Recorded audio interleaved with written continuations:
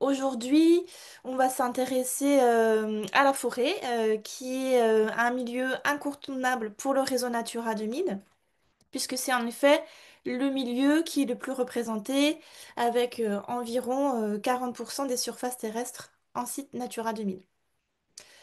Donc aujourd'hui, on va avoir différents temps d'échange et des temps de présentation. Donc tout d'abord, on va commencer avec une présentation de Julien Chénel, qui est référent forêt à la Fédération des PNR et qui travaille également au parc des Boucs de la Seine-Normande et qui nous fera un panorama sur les forêts françaises. On aura ensuite une grande partie sur l'intégration de la biodiversité dans la gestion forestière avec tout d'abord une intervention de Caroline Samin qui travaille à l'ONF et qui nous expliquera comment la biodiversité est prise en compte dans la gestion des forêts publiques. Donc, Julien reviendra une nouvelle fois, mais cette fois-ci pour présenter les travaux qui sont conduits par le CNFPF sur la sylviculture adaptative. Et enfin, avec Elsa Bardi-Assens, qui est chef du service Forêt Natura 2000 à la région Sud, on vous parlera plutôt des outils de gestion, donc des contrats Natura 2000 et des chartes. Voilà. Donc, après cette partie 2, on aura le plaisir d'entendre le témoignage de Monsieur Puy, qui est élu à la commune de Saint-Chaffray, qui est localisée dans les Hautes-Alpes, et qui nous parlera du contrat forestier débardage à cheval qui a été signé par sa commune. Mais sans plus attendre, je vais laisser la parole à Julien pour ouvrir ce webinaire avec le panorama sur les forêts françaises. Julien, n'hésite pas à me dire quand tu veux que je clique sur les diapositives. Oui, merci. Bonjour à toutes et tous. Alors, effectivement, une partie introductive alors sur voilà, les grands chiffres un peu autour des milieux forestiers, de la forêt, de son état en France. Je vais aller assez vite, mais n'hésitez pas, hein, dans le chat si vous avez des questions ou des précisions, enfin si vous souhaitez des précisions sur ces éléments-là. La plupart des données que je vais vous présenter, et des cartes, sont issues alors à la fois du mémento sur les forêts qui est publié par l'IGN et sur des éléments plutôt sur le rapportage sur Natura 2000. Donc voilà, on pourra vous transmettre les liens, je pourrais les mettre dans le chat après, les liens vers ces documents si vous souhaitez approfondir certaines de ces données. Donc pour commencer, un grand panorama de la forêt en France. Vous le savez sûrement, mais la forêt, c'est un milieu qui est en forte expansion depuis ce qu'on appelle le minimum forestier, qui était autour de 1850, 1840, 1850. Et donc une surface forestière, alors là je parle vraiment France hexagonale et Corse.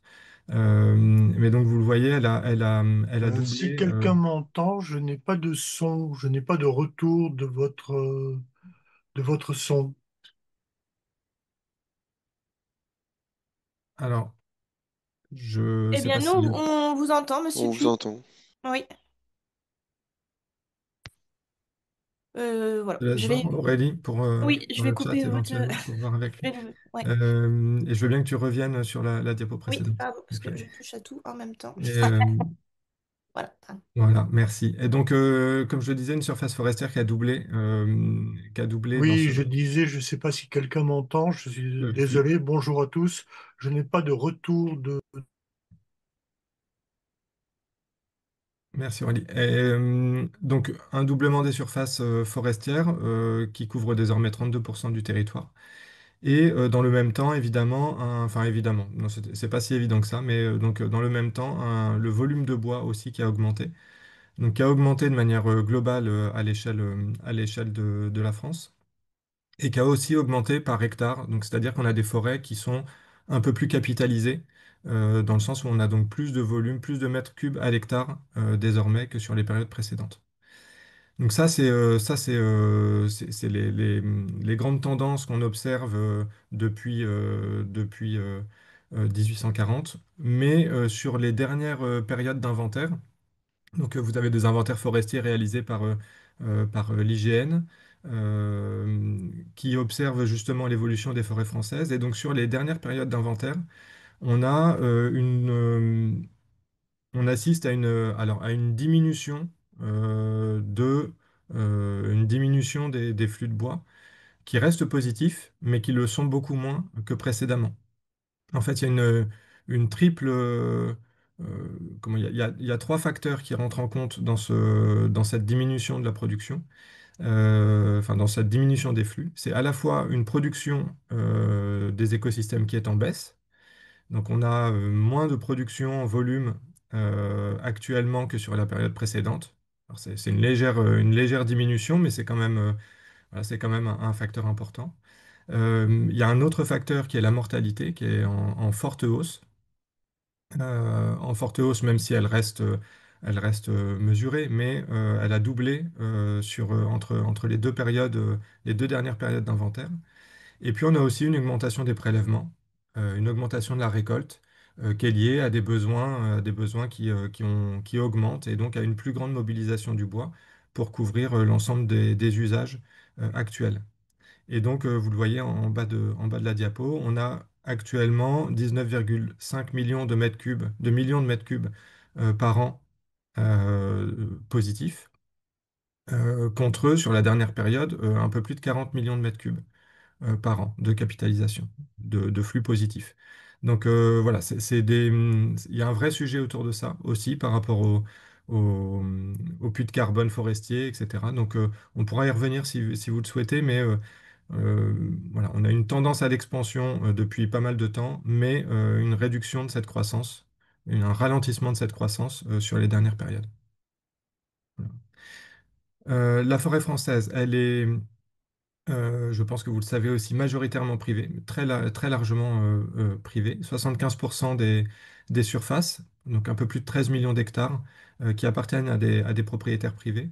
Et donc les 25% restants qui appartiennent à des propriétaires publics. Alors l'État, avec les forêts domaniales que vous connaissez bien, qui représentent 9% de la forêt française. Encore une fois, en France métropolitaine et Corse, enfin France hexagonale et Corse. Et puis 16% qui appartiennent à des collectivités et des établissements publics, ça représente un petit peu moins de 3 millions d'hectares. Et donc, vous le voyez aussi sur la carte, une répartition de ces types de propriétés forestières qui est assez marquée, avec dans le Grand Est et dans les forêts de montagne, une propriété publique qui est beaucoup plus importante, et dans toute la partie centre et ouest, une majorité de forêts privées. En termes de composition de ces forêts, on a une forêt française qui est majoritairement feuillue, avec des essences très représentées, les chênes, le hêtre, et tout ça les feuillus représentent 67% de la surface, un peu plus de 10 millions d'hectares. Et puis, vous avez des peuplements résineux qui sont dominés, bah, vous le voyez, par maritime, notamment dans le secteur des Landes, le pin sylvestre et le sapin épicéa, plutôt en zone de montagne. Des essences qui sont aussi plantées en plaine, mais avec plus ou moins de réussite. Et puis, en termes de composition des peuplements, on a une grande majorité de peuplements purs, 75%. C'est le peuplement, quand on appelle un peuplement pur, c'est qu'il a une essence dominante qui couvre plus de 75% de la surface de la parcelle. Donc c'est pas pur au sens totalement monospécifique, mais c'est avec une essence très largement dominante.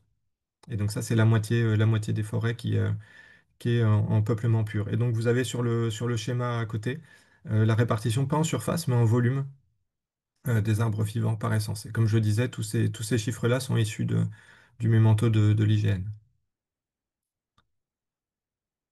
Un petit mot sur la gestion durable. En forêt, on fait pas ce qu'on veut en forêt en termes de gestion et d'exploitation. Donc toute la gestion forestière est cadrée alors par le code forestier essentiellement. Et, euh, et vous avez deux modalités un petit peu différentes en forêt publique et en forêt privée. En forêt publique, vous avez deux documents cadres régionaux. Caroline y reviendra peut-être plus tard dans sa présentation. Pour les forêts domaniales, vous avez des documents de référence qui sont les directives régionales d'aménagement. Et pour les forêts de collectivités et d'établissements publics, les grands principes de gestion sont édictés dans les schémas régionaux d'aménagement. Et ensuite, une forêt publique, pour bénéficier du soutien de l'ONF pour la gestion de sa forêt, va demander à l'application du régime forestier qui va encadrer justement ensuite la gestion de ces forêts publiques. Et pour chaque forêt qui bénéficie du régime forestier, l'ONF va accompagner, alors pour la forêt domaniale, c'est l'ONF qui rédige directement les documents d'aménagement. Et pour les forêts de collectivités ou d'établissements publics, l'ONF, en tant que gestionnaire privilégié, va accompagner les élus et les responsables de syndicats publics dans la rédaction d'un document d'aménagement et dans son application. Et donc dans le document d'aménagement, ensuite, vous avez, comme pour la forêt privée, le programme des coupés travaux, la description des forêts, etc. On pourra revenir un peu sur le contenu si vous le souhaitez. Donc ça, c'est pour la forêt publique. Et pour la forêt privée, Aurélie, si tu veux bien passer, pour la forêt privée, on a un peu le même système avec un document cadre qui est élaboré au niveau régional par les centres régionaux de la propriété forestière, qui est le schéma régional de gestion sylvicole. Donc il y en a un par région. Ils ont été révisé il y a peu de temps là, donc vous avez sûrement dans chacune de vos régions un schéma régional de gestion sylvicole approuvé récemment. Et donc ensuite, pour chaque forêt privée, vous avez une obligation, selon certains critères, une obligation de disposer d'une garantie de gestion durable. Et donc avec la rédaction, l'élaboration d'un document de gestion durable qui peut prendre plusieurs formes en fonction de la surface de votre forêt et en fonction des obligations que vous pouvez avoir par rapport à des engagements fiscaux ou à des aides publiques. Donc, je vous ai remis là un petit tableau qui reprend justement les aspects un peu réglementaires de disposer, l'obligation de disposer d'un document de gestion. Donc, comme je le disais, vous avez à la fois ce seuil de surface qui est de 20 hectares, hein. Il était de 25 hectares jusqu'à il y a peu, et la dernière loi sur les incendies a abaissé le seuil à 20 hectares. Donc, toute forêt privée de plus de 20 hectares doit disposer d'un plan simple de gestion. Et ensuite, vous avez aussi cette obligation, vous le voyez quand vous quand vous bénéficiez d'exonération fiscale, ou quand vous souhaitez disposer justement d'aide publique, quand vous faites une demande d'aide publique. Et c'est aussi le cas si vous souhaitez certifier votre forêt. Vous avez deux certifications en France, PEFC et FSC, qui certifient la gestion durable des forêts. Et donc, dans ces deux systèmes de certification, vous devez disposer d'un document de gestion en règle. Je reviendrai un peu après sur la gestion, mais donc pour Natura 2000, Aurélie l'a dit en introduction, hein, les écosystèmes forestiers, c'est vraiment enfin, c'est le milieu qu'on va retrouver le plus souvent représenté dans les sites Natura 2000. Euh, 3,3 millions d'hectares de forêt, donc ça représente 19% de la forêt française qui fait l'objet d'un classement Natura 2000 sur tout type de site. Et ces forêts représentent 43% des surfaces classées. Alors ça, 43%, c'est pas forcément que des habitats d'intérêt communautaire, c'est l'ensemble des surfaces boisées qu'on va retrouver dans les sites classés Natura 2000. Et ensuite, quand on redescend plus au niveau des habitats, justement, des habitats d'intérêt, qui sont inscrits à l'annexe 1 de la directive, vous avez 31 types d'habitats forestiers d'intérêt communautaire. Certains qui sont finalement, alors tous ne sont pas prioritaires, j'en ai cité quelques-uns là, qui sont des habitats d'intérêt communautaire prioritaires, mais d'autres couvrent finalement des assez grandes surfaces dans chacun des sites, avec des pressions malgré tout sur ces habitats, mais des habitats qui en surface sont plus largement représentés, avec un état de conservation qui est moins préoccupant en tout cas que pour beaucoup d'autres milieux. Et par contre, on a sur certains types d'habitats, et notamment les habitats prioritaires, un état de conservation voilà, qui est un peu plus, enfin, qui est moins bon, voire qui peut être mauvais pour certains habitats, qui se dégradent fortement. Donc on pense aux ripisylves, j'ai noté forêts tourbeuses et forêts alluviales, c'est vraiment des habitats qui à la fois en surface sont beaucoup moins représentés et qui souffrent un peu plus au niveau de leur état de conservation. Donc ça, c'est pour les habitats forestiers d'intérêt communautaire, mais ensuite la forêt, elle va aussi avoir un intérêt pour beaucoup d'autres espèces. Alors on retrouve la forêt aussi dans beaucoup de zones de production spéciales, donc les ZPS pour la directive oiseaux.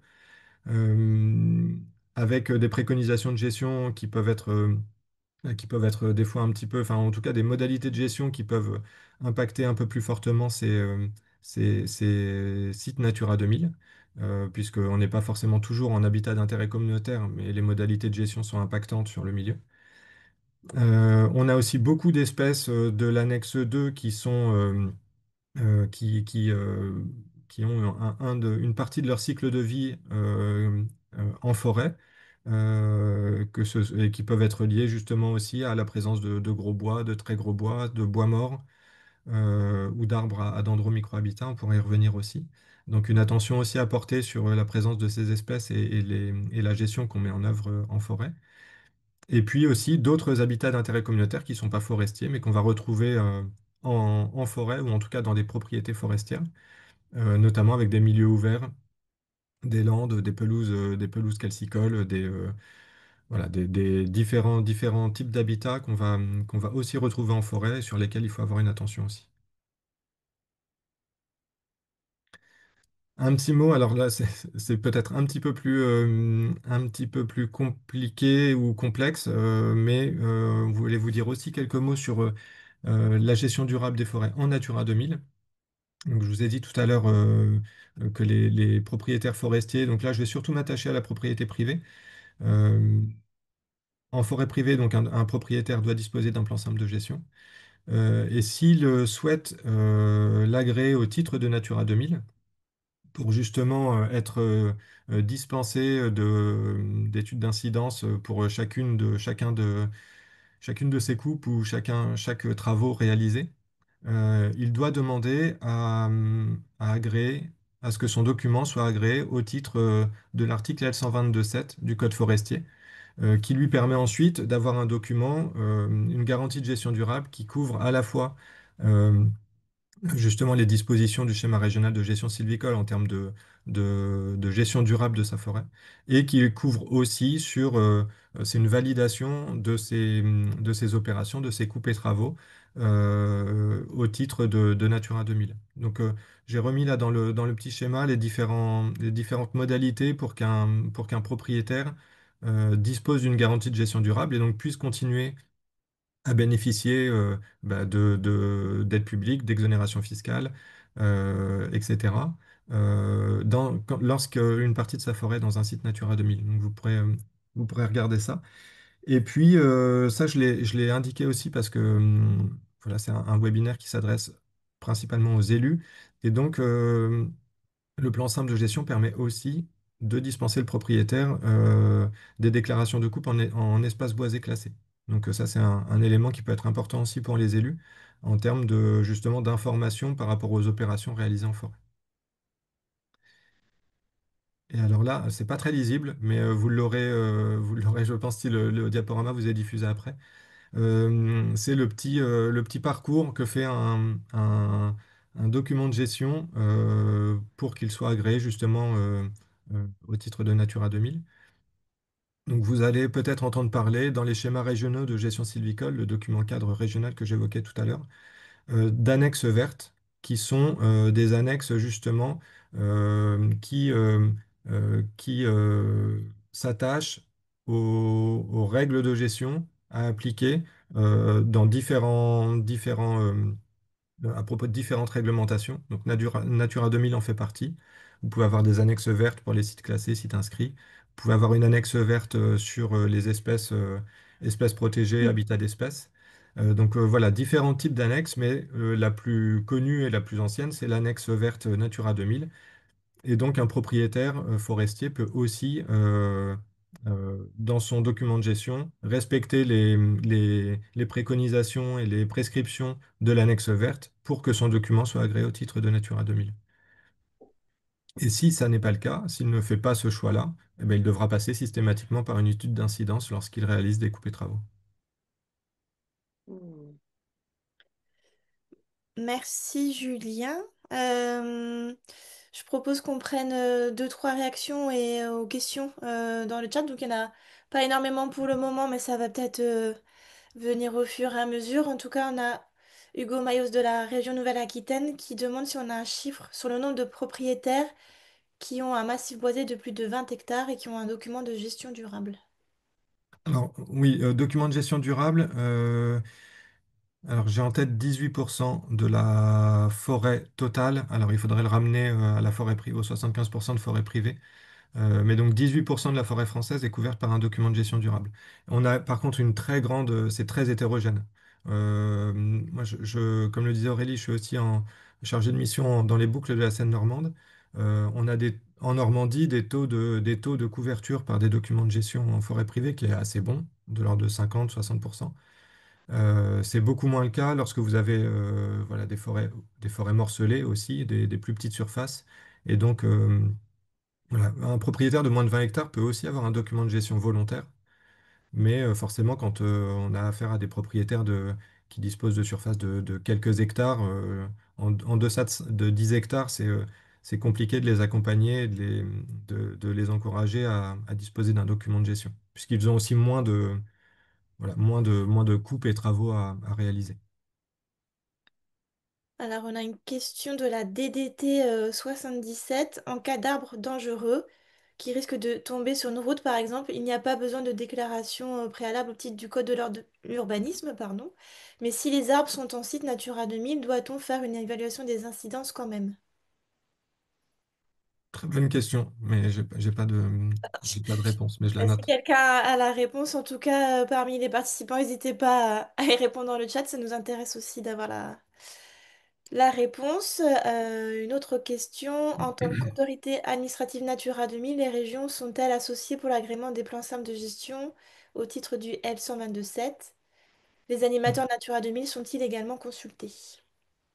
Non, pas nécessairement. Alors, l'agrément des documents de gestion au titre du Code forestier enfin, et de cet article L 122.7 du Code forestier, l'agrément, il est dans tous les cas fait par le conseil d'administration du CNPF en région, donc le Centre régional de la propriété forestière. C'est un conseil qui est composé de propriétaires forestiers qui sont élus par l'ensemble des propriétaires. Et donc voilà, c'est cet établissement public à caractère administratif qui agrée les documents de gestion. Donc, en fait, il y a une analyse du document pour s'assurer qu'il respecte bien les prescriptions du schéma régional de gestion sylvicole et de l'annexe verte Natura 2000 s'il y en a une. Et pour un agrément, vous le verrez dans le tableau qui n'était pas très lisible, mais pour un agrément au titre du L 122.7, l'instruction du document de gestion bah, vérifie quand même que les coupes et travaux sont bien raccords avec le DOCOB pour chacun des sites qui va concerner la propriété. Merci Julien. Alors une autre question sur les annexes vertes. Oui. Est-ce qu'elles servent à obtenir une dispense au titre de la réglementation sur les espèces protégées? Alors, c'est des annexes vertes différentes. Il y a une annexe verte, enfin, il peut y avoir une annexe verte Natura 2000, et en ce moment, il y a une expérimentation en Normandie, justement, sur une annexe verte espèces protégées et habitat d'espèces. Elle n'est pas encore tout à fait, c'est pas encore, le travail n'est pas encore tout à fait abouti, mais le CRPF travaille sur le sujet. Euh, L'objectif étant, ben, là aussi, hein, de s'assurer que un document de gestion qui serait agréé au titre de cette annexe respecte bien dans sa gestion bah, tout ce qui va concerner les espèces protégées, donc en termes de type d'intervention, de période d'intervention, voilà, et de modalité de gestion de manière générale. Mais donc ce seraient deux documents différents. Merci Julien.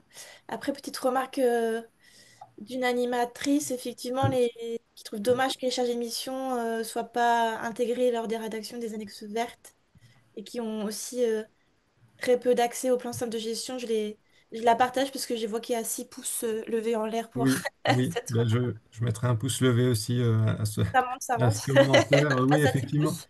effectivement, il y a, enfin, c'est ça, il y a une question aussi justement de communication entre les organismes forestiers et à la fois les animateurs Natura 2000, mais plus largement les différents usagers des forêts. Donc ça, il y a un gros travail qui est fait là-dessus pour améliorer justement le partage d'informations et le travail entre acteurs. Voilà, toutes les têtes de réseau travaillent un petit peu sur ce sujet avec la forêt privée, Avec la forêt publique, c'est plus fluide. Mais on a effectivement voilà, ce besoin, en tout cas, de disposer d'un peu plus d'informations sur ce qui est prévu, à la fois dans les documents de gestion, dans les documents cadres, pour s'assurer que, justement, il y a une bonne coordination avec ce qui est souhaité dans les DOCOB et les actions qui sont mises en œuvre, qu'on ne découvre pas, justement, l'impact de certaines pratiques sur les habitats a posteriori, quoi. Oui. Juste, je voulais. Oui, Enfin, vas-y, Aurélie, Elsa, pas de excuse-moi. souci. Non, non, il n'y a pas de souci. J'arrive pas à trouver où est-ce qu'on lève la main. Bon, bref. Juste dire pour l'arbre dangereux, dès qu'il y a un problème de sécurité des biens et des personnes, il y a toujours une priorité, voilà, à l'abattage d'un arbre, voilà, même si c'est en zone, je pense, Natura 2000. En tout cas, c'est comme ça que enfin, nous, on fonctionne comme ça. Par exemple, quand il y a des incendies chez nous et que voilà, il y a des arbres dangereux, et le préfet peut tout à fait prendre un arrêté, et même si c'est en forêt privée, quoi. C'est-à-dire, il peut prendre un arrêté pour abattre, voilà, que l'arbre ou les arbres dangereux soient abattus s'il y a un danger pour la sécurité des personnes et des biens. Voilà. Et sinon, par rapport à la consultation des PSG, il y a possibilité de demander, je pense, au CNPF à participer au conseil de centre qui a lieu tous les 3-4 mois. Et là, tous les PSG sont présentés. Je pense que, voilà, suivant vos administrations, enfin vos institutions, vous pouvez peut-être, enfin peut-être que voilà, en tout cas les autres collègues des régions peuvent participer, je pense, au conseil de centre du CNPF et avoir accès au plan simple de gestion. Merci Elsa. Je sais pas du coup si dans le chat vous pouvez nous dire si vous participez déjà à ces instances ou si du coup vous découvrez aujourd'hui leur existence. Ça peut être intéressant de savoir un peu le ressenti des animateurs sur ce sujet-là. J'ai pas identifié d'autres questions pour le moment, Julien, sur ta présentation, mais ça va, comme je l'ai déjà dit, ça va peut-être venir au fur et à Oui, mesure. et puis je vais Oui, regarder, après, apporter quelques réponses si je oui, peux, dans dans le dans la chat, c'est conversation directement. merci. Merci. Et du coup, bah, Caroline, je te propose de poursuivre du coup avec la présentation de la gestion forestière dans la gestion de la biodiversité pardon, dans les forêts domaniales et en tout cas Marche. où géré par l'ONF. Ok, donc je me présente d'abord. Donc Caroline Samin, je travaille à l'Office national des forêts, donc je suis chargée de mission aires protégées à la direction générale. Et effectivement, on m'a demandé d'intervenir pour vous présenter ce qu'on fait concrètement en forêt publique et plus particulièrement en forêt domaniale pour intégrer la biodiversité dans la gestion courante. Voilà. Donc, pour rebondir sur ce qui a été dit tout à l'heure par Julien, effectivement, la couverture forestière au niveau de la France, elle est importante. Et sur cette couverture forestière, nous, ONF, on intervient pour la gestion des forêts publiques qui correspondent à 25% de cette couverture. Donc, la carte la même que celle qui a été présentée par Julien, et elle fait ressortir, alors je ne sais pas si on voit bien la différence de couleur, les forêts domaniales en marron et les autres forêts qui relèvent du régime forestier, c'est souvent des forêts de collectivité en vert. Donc sans surprise, on voit bien à l'échelle de la France, la distribution des forêts n'est pas totalement homogène. Clic. Voilà, alors la distinction entre forêt domaniale et autres forêts relevant du régime forestier, elle est importante. Effectivement, dans les forêts domaniales, l'ONF intervient comme gestionnaire et il représente l'État propriétaire, puisque les forêts domaniales, c'est le domaine privé de l'État.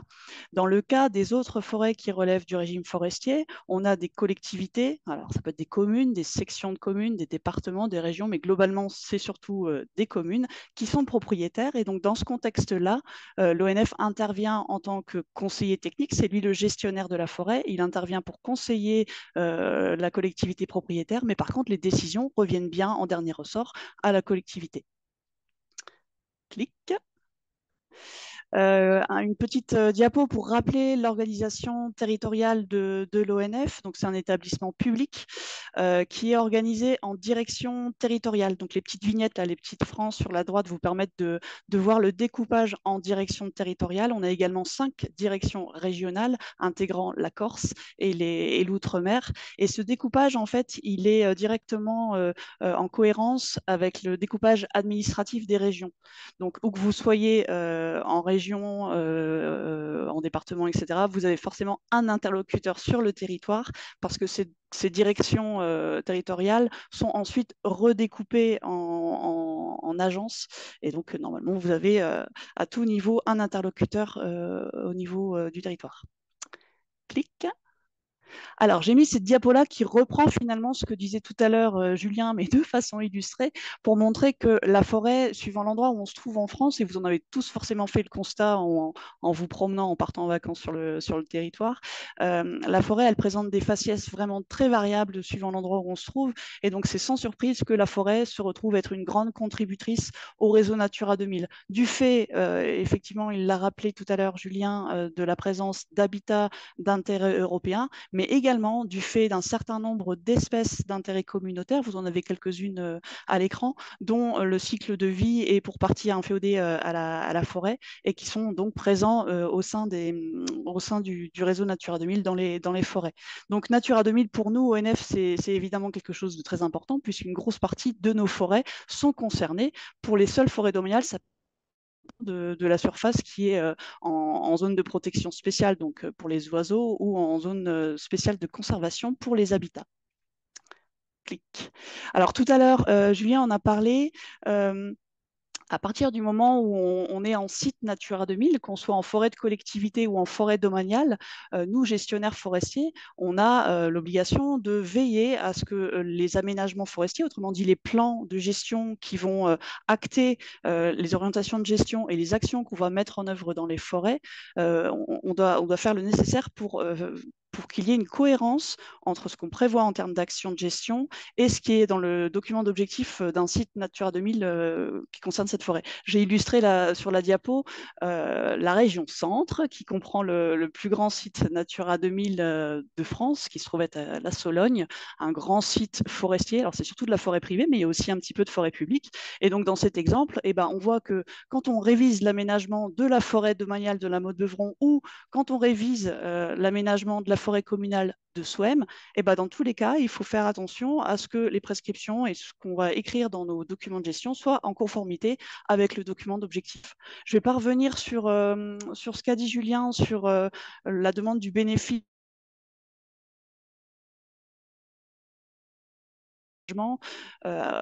au moment où on révise les aménagements, on s'assure que, comment dire, pour chaque habitat d'intérêt communautaire, pour chaque espèce d'intérêt communautaire, il n'y a pas d'antagonisme, d'opposition par rapport aux actions prévues dans l'aménagement. Donc, on demande le bénéfice du L122.7 pour être dispensé d'une évaluation d'incidence, pour pas qu'à chaque fois qu'on doive faire une coupe ou des travaux dans une parcelle, on ait à faire une évaluation d'incidence.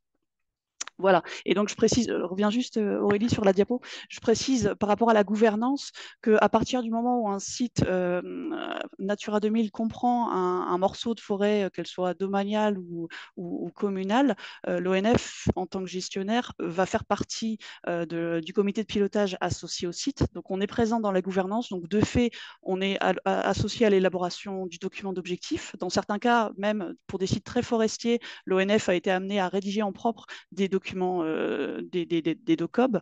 Donc voilà, on est présent, on sait ce qui se passe et donc de fait, on travaille dans le même sens, dans la mesure du possible. Et pour reboucler avec le sujet qui nous intéresse aujourd'hui, Natura 2000 et la forêt, bah, l'articulation entre les deux démarches, la gestion forestière et ce qui est prévu dans le document d'objectif, ça peut conduire aussi à identifier des actions pour lesquelles on peut aller chercher des financements dans le cadre de contrats forestiers. Clic. Alors, tout à l'heure, Julien en a parlé également. On a toute une série de documents, un corpus documentaire assez conséquent pour cadrer la gestion forestière dans les forêts publiques. Donc, on a des cadrages sous forme de cahiers nationaux de prescription qui vont cadrer tout ce qui se passe pour les interventions sous forme de travaux ou de coupes dans les forêts. Parce que vous le savez, les forêts sont sujettes à des opérations de gestion et il y a tout un tas d'intervenants extérieurs qui vont venir en forêt pour faire ces travaux routiers, des coupes, des travaux forestiers. Et donc, il faut bien cadrer les choses. En interne, on a également tout un corpus de guides techniques. On a notamment un guide sur les vieux bois, j'y reviendrai. Et on a plus particulièrement, et ça c'est super important parce que c'est le socle de l'action de nos équipes, on a l'instruction biodiversité qu'on m'a demandé de vous exposer plus particulièrement aujourd'hui et qui cadre concrètement ce que l'on doit faire dans les forêts domaniales et ce partout en France. Donc ce que je vais vous présenter là, c'est ce qu'on fait partout sur toutes les forêts domaniales de France. Et pour ce qui est des forêts des collectivités, ça reste un corpus de recommandations techniques, mais les communes peuvent très bien nous dire, voilà, je veux exactement la même chose que ce que vous faites en forêt domaniale. Et ce que je vais vous présenter. Clic. Donc cette instruction, vous pourrez la trouver en ligne, elle est disponible, elle fait une quinzaine de pages, elle date de 2018, mais on ne prend pas la biodiversité en compte seulement depuis 2018, en fait c'est une nouvelle version de cadrage interne. En fait la biodiversité, elle est vraiment prise en compte depuis les lois de 93 puis 2016 qui ont contribué à alimenter notre corpus documentaire, et donc cette instruction, elle a été enrichie par les retours d'expérience en termes de gestion courante et par les différentes demandes, notamment de l'État. Elle repose sur le fait que la conservation de la biodiversité est reconnue d'intérêt général dans le code forestier. Et donc, à ce titre-là, les forêts et les bois qui relèvent du régime forestier doivent satisfaire aux besoins d'intérêt général. Ça en fait partie. Donc le texte que je vais vous décrypter juste après précise en fait toutes les exigences pour les forêts domaniales et qui peuvent être également applicables en forêt des collectivités suivant les demandes des collectivités. Clic. Alors, cette instruction, elle est assez dense. Je vais essayer de revenir sur les points principaux. Il y en a 7. Le premier point qu'elle met en avant, c'est la nécessité de la mise en place de trames, au pluriel, de vieux bois. Ça, c'est face au constat que dans les forêts qu'on gère, on accompagne les arbres jusqu'à un certain diamètre, un certain âge d'exploitabilité, puisqu'on va couper les bois dans l'idée de produire une ressource économique intéressante. Et donc, le schéma vous montre que finalement, par rapport au cycle de l'arbre, il y a toute une partie, tout un compartiment qu'on a peu dans les forêts gérées. C'est toute la partie de vieillissement, de sénescence, d'écroulement, de mort de l'arbre, qui est un compartiment qui est intéressant pour le développement de tout un cortège de faune, de flore, de champignons, etc. Et donc, en fait, face à ce constat-là, du fait que c'est finalement le maillon faible en biodiversité dans nos forêts, l'instruction prévoit la mise en place d'une trame d'arbres vieillissants ou sénescents, qu'ils soient isolés en îlots ou sur des surfaces plus importantes, pour justement remédier à l'absence de ce compartiment dans les forêts qu'on gère. Enfin, l'absence, le fait que ça soit en faible proportion. Et donc, l'idée sur ces secteurs, c'est de conserver les arbres au-delà de leur âge d'exploitabilité, donc pour un chêne, plus de 200 ans, etc., pour, dans certains cas, conduire jusqu'à l'écroulement, la sénescence, la mort de l'arbre. Alors, ces arbres qu'on va maintenir, ils seront identifiés sur le terrain, ils vont faire l'objet d'un suivi quantitatif. Ça nous permet de renseigner un certain nombre d'indicateurs. Donc, en fonction des échelles où on se trouve, cette trame va prendre différentes formes. Au niveau national, vous le savez sans doute, on a à l'ONF un réseau de réserves biologiques intégrales, c'est-à-dire des secteurs qui échappent un peu à la multifonctionnalité de notre gestion forestière, c'est-à-dire que c'est des secteurs qu'on va laisser en libre évolution. On n'intervient plus du tout en termes de travaux de coupe et on va laisser la nature s'exprimer et donc les arbres vont atteindre la sénescence, l'écroulement, la mort, etc. À l'échelle des forêts, quand on révise les aménagements, on peut également programmer l'installation d'îlots, des îlots de sénescence. Les îlots de sénescence, c'est dans des secteurs de forêt qui sont à des endroits où on a des vieux bois qu'on va laisser en place en libre évolution. Ça revient à des mini-réserves intégrales. On va également mettre en place des îlots de vieillissement, c'est-à-dire des secteurs de forêt où on va laisser les arbres aller au-delà de l'âge d'exploitabilité. L'idée étant de favoriser des vieux arbres, des gros arbres qui, comme je l'expliquais juste avant, sont des supports pour une certaine biodiversité.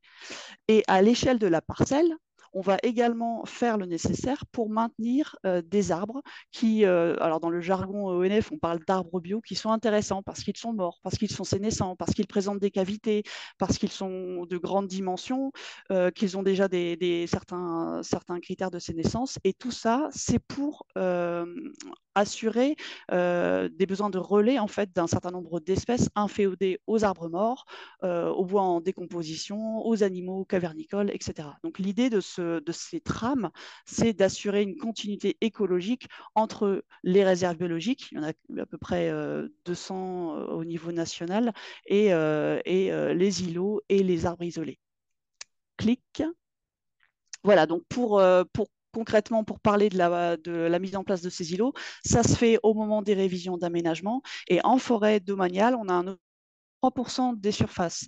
Donc un 3% qui se décline en 2% d'îlots de vieillissement, donc les fameux arbres qu'on va conduire au-delà de leur âge d'exploitabilité, et 1% d'îlots de sénescence, donc des arbres qu'on va laisser mourir, donc comme en libre évolution.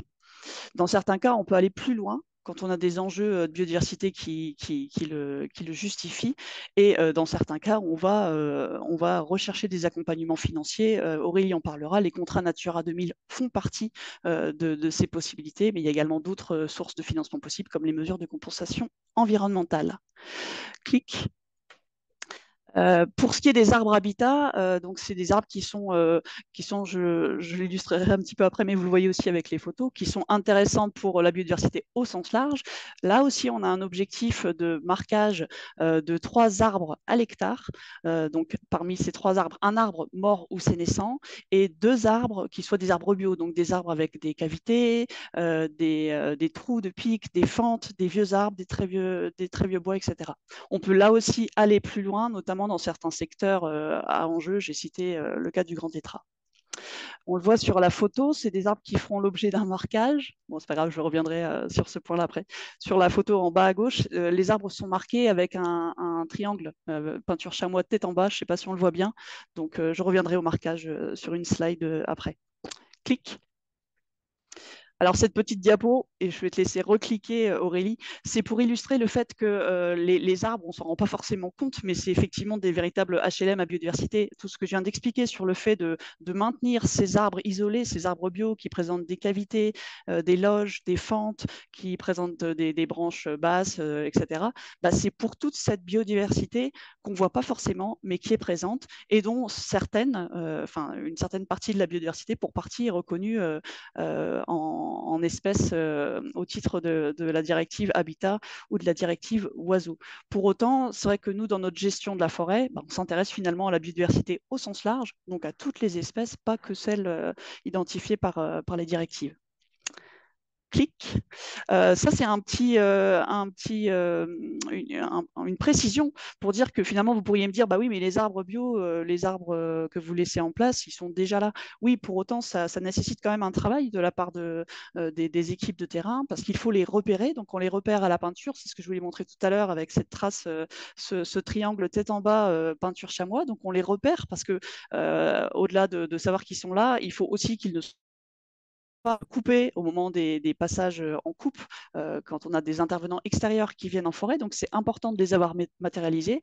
Et je reviens sur l'objectif de 3 arbres bio à l'hectare. Concrètement, ça veut dire que quand, par exemple, on fait une opération de martelage sur une parcelle qui fait 10 hectares, donc on a une équipe de l'ONF, si on prend 6 marteleurs, qui va intervenir, qui va avancer, faire le marquage des bois pour désigner ceux qui seront coupés et qui, dans le même temps, vont repérer ces arbres, les saisir sur l'application utilisée pour le martelage, pour repérer les arbres bio, pour les localiser. Et c'est ce qui nous permet d'avoir un suivi des arbres bio sur les forêts qu'on gère.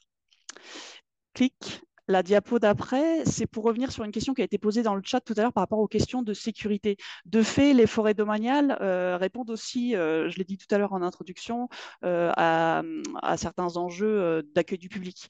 Donc en fait, il faut concilier le fait de produire du bois, de préserver la biodiversité et d'accueillir le public. C'est le principe de la gestion multifonctionnelle. Donc là, quand on fait une décision d'arrêt de sylviculture, donc laisser des espaces en libre évolution, laisser péter des arbres bio, bah, de fait, on sait que potentiellement, bah, ces arbres, au bout d'un moment, ils peuvent tomber. Donc, dans certains secteurs fréquentés, on a tout intérêt l'implantation des îlots de sénescence. Donc, au moment des révisions d'aménagement, il y a toute une réflexion qui est conduite, bien sûr, en regardant l'état des peuplements pour voir où il est intéressant d'implanter ces îlots, mais on prendra aussi en compte, c'est ce que je mettais en réponse à la collègue de la DDT 77, je crois, dans le chat, on veillera à implanter les îlots de façon raisonnée. Et donc, si on a des secteurs très fréquentés ou des sentiers, toutes ces considérations-là seront prises en compte. Et par ailleurs, la question de la sécurité du public et aussi des intervenants en forêt est prégnante. Donc, quand il y a une question de sécurité, on ne va pas transiger, on devra couper les arbres. Voilà. Le deuxième point qui est très important dans l'instruction, c'est tout ce qui est la préservation des éléments remarquables de la biodiversité. Alors, parmi lesquels, bien sûr, tout le cortège d'espèces présentes, des espèces faune-flore qui, pour certaines, vont avoir des périodes sensibles, par exemple les périodes de reproduction pour les oiseaux, des périodes où il faut vraiment observer une certaine quiétude pour pas qu'il y ait d'échec de reproduction, il ne faut pas qu'il y ait de dérangement. Donc, en fait, tout ça, ça va se traduire par un corpus de prescriptions environnementales qui vont être mise en place dès lors qu'on a la présence avérée de ces espèces au sein des forêts qu'on gère. Donc ça implique bien sûr qu'on ait une connaissance fine des espèces en présence. Et donc là, il y a tout le travail des réseaux naturalistes en interne et puis des forestiers en général qui ont une bonne connaissance de la forêt. Je mettrai aussi en avant le fait qu'on a des partenariats variés avec tout un tas de structures, les SEN, les conservatoires botaniques, les parcs, l'OFB, etc. C'est autant de structures qui vont nous apporter aussi de l'information sur la présence d'espèces. Donc tout ça, on le capitalise et donc on connaît la richesse de nos forêts. Et donc le corollaire, c'est que quand on va intervenir pour la gestion de la forêt, que ce soit, là j'ai mis des vignettes, les bûcherons, les débardeurs, les entrepreneurs pour des travaux routiers, etc., eh ben, on va enclencher dans les fiches de chantier, dans les fiches pour des interventions extérieures, un certain nombre de clauses pour s'assurer qu'on n'interviendra pas en période sensible, qu'on ne fera pas telle ou telle chose et qu'on fera telle intervention suivant tel itinéraire technique pour favoriser tel ou tel habitat, telle ou telle espèce. Voilà pour ça. Clic. Des éléments remarquables de la biodiversité, il y a évidemment tout ce qui est le repérage et le maintien des arbres porteurs de nids. Alors ça paraît évident, mais alors là j'ai illustré avec un nid de balbuzard, mais tous les nids ne sont pas aussi simples à repérer. Donc ça suppose aussi par les gestionnaires une action de veille, de repérage sur les nids présents en forêt et leur occupation pour justement enclencher ces clauses. Donc là, un exemple concret, ça peut être de mettre en place une zone de quiétude autour d'un nid quand on sait qu'il est occupé. Et puis, effectivement, limiter les interventions, coupe-travaux dans les parcelles adjacentes quand on sait qu'il y a la présence d'un nid. Un autre exemple, c'est quand on a une randonnée qui est voulue par un organisateur qui nous demande d'intervenir, enfin de donner un avis sur un parcours qui passe en forêt domaniale, et ben, on va croiser le parcours proposé avec l'implantation des nids pour essayer de décaler le parcours quand nécessaire pour pas qu'il y ait de dérangement. Donc ça va au-delà de la simple exploitation de la forêt, c'est aussi prendre en compte la biodiversité par rapport aux usages qui en sont faits. Pour en revenir aux éléments remarquables, j'ai parlé des arbres porteurs de nids, il y a également les arbres porteurs de lianes, de plantes épiphytes, de gui, qui sont autant de sources d'alimentation pour la faune. Maintien des fourmilières, des terriers de blaireaux, etc. Et puis, il n'était pas tant que ça auparavant, c'est voilà, la conservation du bois mort, c'est-à-dire de ne pas s'interdire, après une coupe, de laisser des rémanents de coupe, des morceaux de houppier, des souches hautes, parce que tout ce bois va se décomposer. Donc là, il va y avoir l'action d'une certaine faune, donc les décomposeurs qui vont intervenir, et tout ça, ça va en plus retourner au sol. On en reparlera dans un dernier point.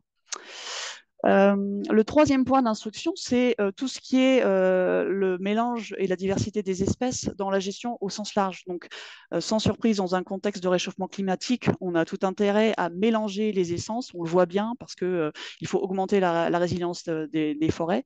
Et donc, ça suppose de conserver des essences pionnières, c'est-à-dire ne pas cibler que les seules essences objectifs qu'on va mettre en avant pour la production. C'est aussi privilégier des essences d'accompagnement pour justement mélanger les essences. Et ça, concrètement, ça va se traduire au moment des travaux par le fait de privilégier des essences d'accompagnement et pas systématiquement ne miser que sur l'essence objectif au niveau de la parcelle.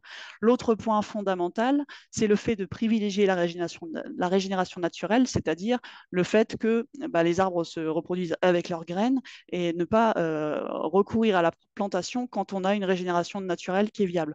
Pour autant, dans certains cas, on a des échecs de régénération et là, on est contraint d'aller vers la plantation. Et dans ce cas-là, évidemment, on va utiliser des matériels forestiers de reproduction homologués, donc fixés par des listes validées par l'État. Clic. Le quatrième point très important et qui recoupe pas mal les questionnements Natura 2000, c'est le maintien de la diversité des habitats associés à la forêt, notamment les milieux ouverts, donc les landes, les milieux aquatiques, donc les étangs, les mares, les cours d'eau et leurs fonctionnalités, et puis aussi travailler au maintien des lisières étagées. Un autre point, le cinquième, c'est tout ce qui concerne la régulation des interactions entre les essences, donc les peuplements et les autres communautés, animales, végétales. Ça passe notamment par le fait de garantir et de travailler à ce qu'on ait un équilibre ongulé-flore. Donc concrètement, ça passe par le fait de s'assurer que les plans de chasse sont bien réalisés. Ça passe par le fait de réaliser des suivis de l'équilibre faune-flore dans les forêts domaniales. Et donc voilà, donc ça c'était le premier point. Limiter le recours aux intrants chimiques.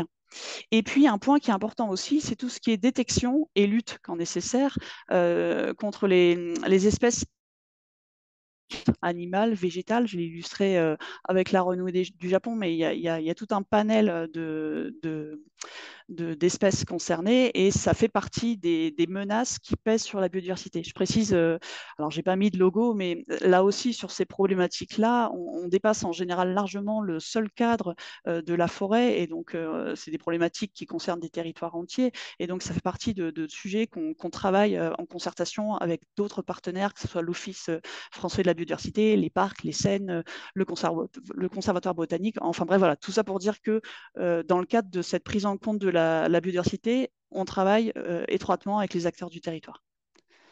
Le sixième point, on n'y pense pas forcément souvent, mais c'est le fait de travailler à préserver le fonctionnement physique et biologique des sols, parce que sans les sols, il n'y aurait pas de forêt.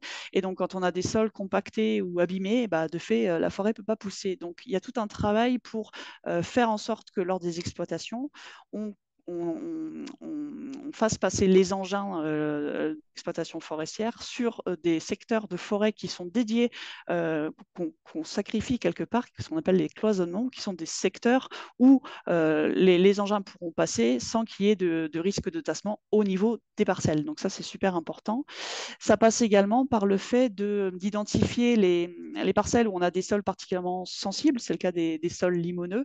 Et donc là, encore, un peu comme tout à l'heure, on va comment dire, aménager les calendriers d'exploitation pour ne pas aller sortir des bois dans des contextes de sols sensibles de ces parcelles-là.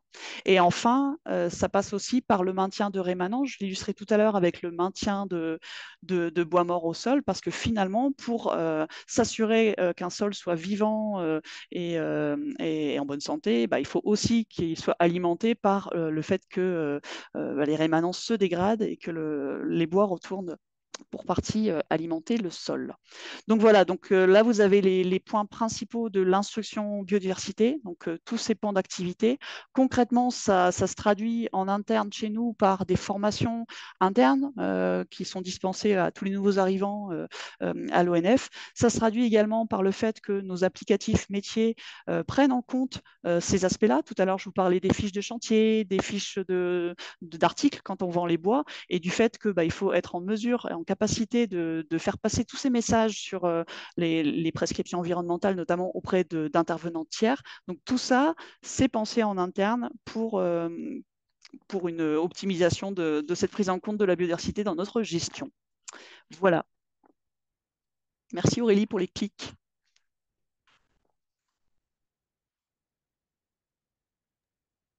On t'entend pas, Aurélien.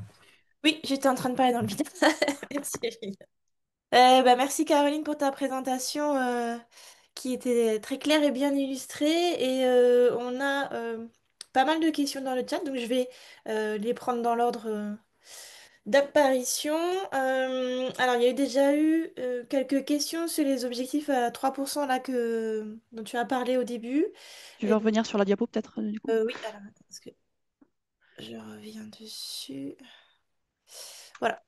Et donc la question c'est donc l'objectif de 3%, à quelle échelle est-ce qu'il est? Est-ce que c'est département, massif forestier et à quel terme? Enfin, sur quel... voilà, la cible à atteindre en termes d'années. Pour les îlots de sénescence à l'échelle des agences territoriales et des... Attendez, parce que là, j'ai pas forcément. Oui, les îlots de vieillissement, c'est à l'échelle des agences territoriales. Tout à l'heure, je vous présentais une carte avec le découpage et la répartition en direction territoriale et en agence. Donc, cette surface, elle est de. Donc, les 2%, c'est à l'échelle des agences, les ILV. Et pour les ILS, c'est à l'échelle des directions territoriales. Parce que vous l'avez vu, suivant le territoire, les surfaces de forêt sont quand même pas très homogènes. Donc voilà, le calcul, il est fait comme ça.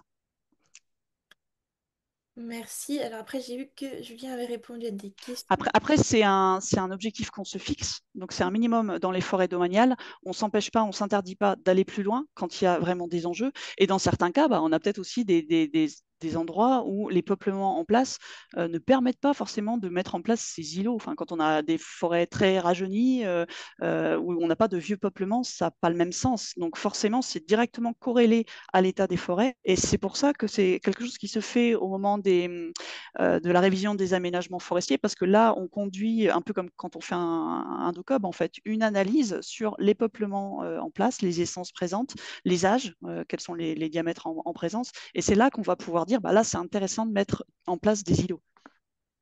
Très bien. Je poursuis parce que je vois qu'il y a des questions qui arrivent au fur et à mesure. Les îlots de sénescence, tram, vieux bois, arbres bio sont-ils cartographiés systématiquement? Si oui, cette cartographie peut-elle être mise à disposition des animateurs Natura 2000 gracieusement? Alors, la donnée figure dans les aménagements qui sont des documents publics. Donc, que ce soit en forêt domaniale ou en forêt de collectivité, quand vous consultez un aménagement, vous voyez le classement des parcelles.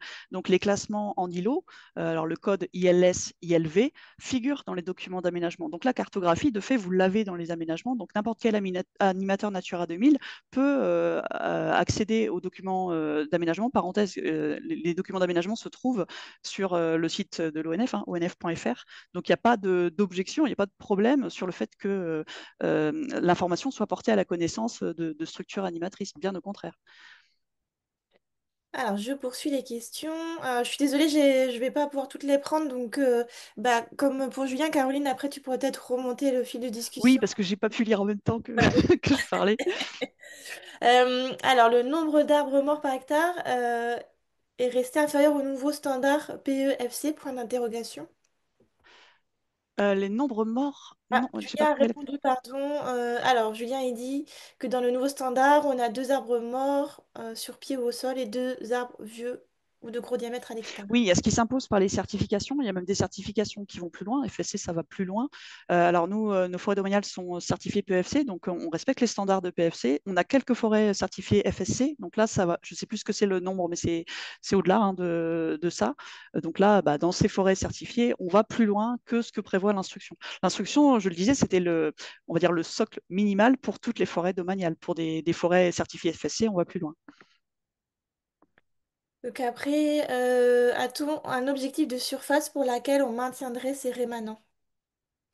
Donc là, je ne sais plus à quelle diapositive ça Y a- fait. C'est pas, là encore, c'est au cas par cas. Enfin, les rémanents, c'est ce que je disais tout à l'heure par rapport au fait de maintenir du bois au sol, c'est prendre conscience. Et on le faisait pas forcément avant que quand on a un parterre de coupe, parce qu'on est en train d'exploiter, et ben, il y a un intérêt à maintenir bah, les houppiers, notamment, qui sont pas valorisés économiquement, ce qu'on ne faisait pas forcément avant, parce qu'on se disait, bah voilà, il faut faire propre. Et souvent, il y a l'idée que bah, quand il y a du bois mort au sol, c'est sale, c'est alors que finalement, et là il y a eu une prise de conscience avec justement bah, cette prise en compte de la biodiversité dans la gestion courante, c'est de dire bah oui, il faut laisser du bois mort. On n'a pas d'objectif en surface, mais à chaque fois qu'il y a des exploitations, on veille à ce qu'on maintienne des bois qui vont revenir au sol en fait. Merci Caroline. Alors après, il y avait une interrogation sur limiter les phytos. Voilà, est-ce que c'était pas déjà interdit? Donc Julien, il a en partie répondu ou totalement, je ne sais pas, en disant qu'il restait quelques situations très ponctuelles en forêt. Ouais, c'est ça.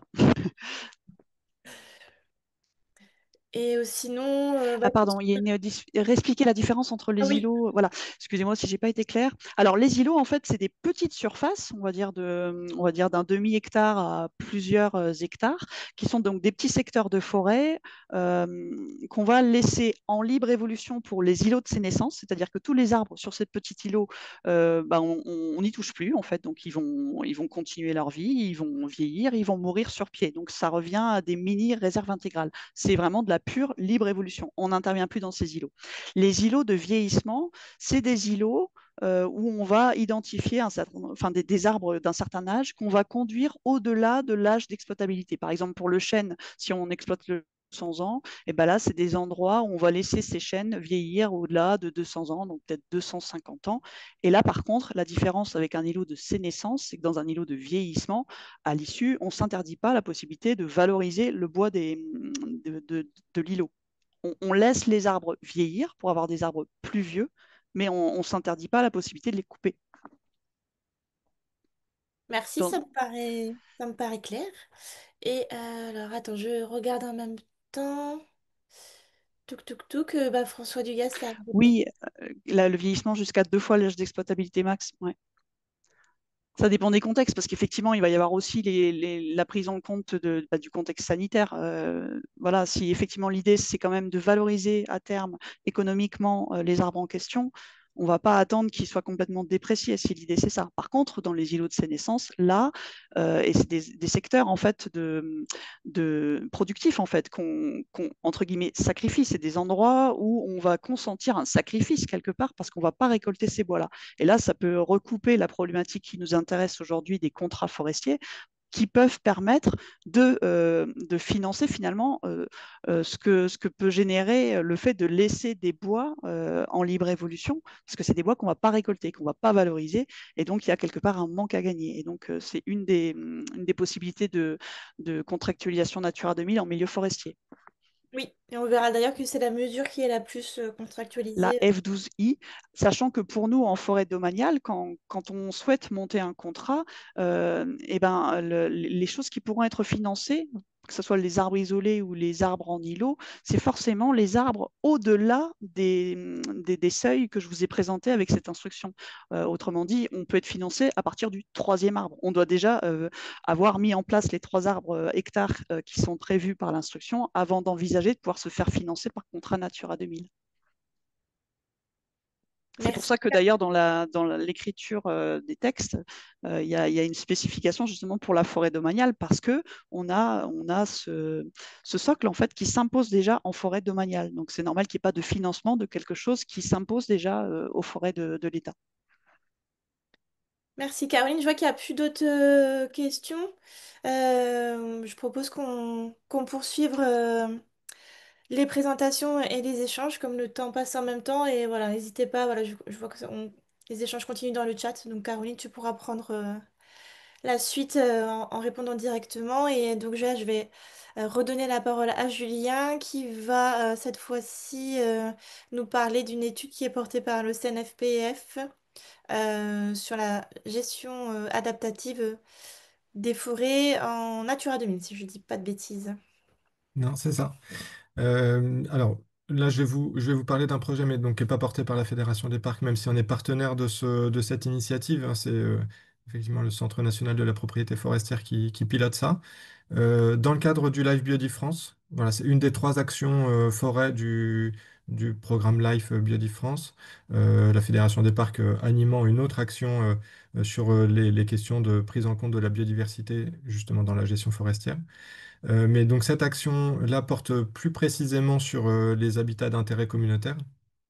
Euh, Ça fait suite à un premier projet qu'a porté le CNPF en Nouvelle-Aquitaine sur quelques territoires pilotes, dont des parcs naturels, justement sur cette question de, de gestion adaptative des habitats d'intérêt communautaire. Donc sur une sélection d'habitats. Ça c'est pareil, si vous souhaitez plus d'informations sur le projet, on pourra vous renvoyer les coordonnées donc de Thomas Brusten, hein, qui anime ce projet-là au niveau du CNPF.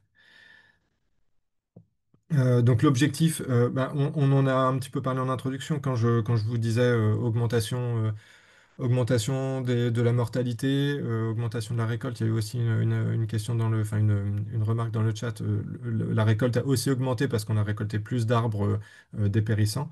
Donc il y a un gros sujet en forêt, vous le savez bien, sur l'adaptation au changement climatique. Alors certains parlent d'adaptation des forêts au changement climatique, nous on préfère parler d'adaptation de la gestion, justement, au changement climatique. Et ça, forcément, l'adaptation de cette gestion peut avoir un impact très important dans les habitats d'intérêt communautaire, que ce soit sur une évolution des pratiques, un rajeunissement des peuplements, des changements d'essence, ou des dépérissements importants qui vont détériorer le cortège d'espèces. Et donc, il y a un vrai gros sujet sur comment on accompagne ces habitats et comment on accompagne la gestion de ces habitats pour à la fois les maintenir et si c'est compliqué, de trouver des alternatives.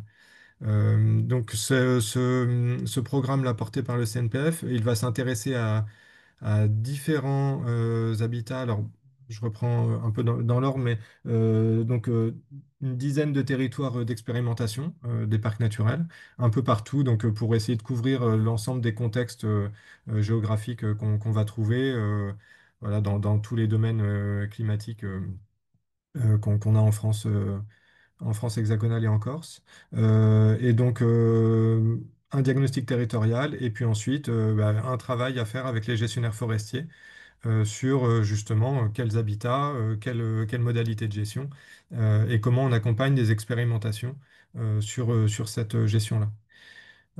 Et donc, vous le voyez aussi, donc une dizaine de parcs naturels et entre voilà, 10-12 habitats d'intérêt communautaire cibles. Il y avait eu un premier travail aussi en Normandie sur justement tous les habitats de hêtraies qu'on peut trouver dans le nord-ouest. Et donc pour chaque parc naturel, pour chaque région, le CNPF cible quelques habitats, alors soit en fonction de leur état de conservation, de leur vulnérabilité évidemment, et puis aussi enfin, voilà, des enjeux aussi en termes de surface et de gestion de ces habitats-là.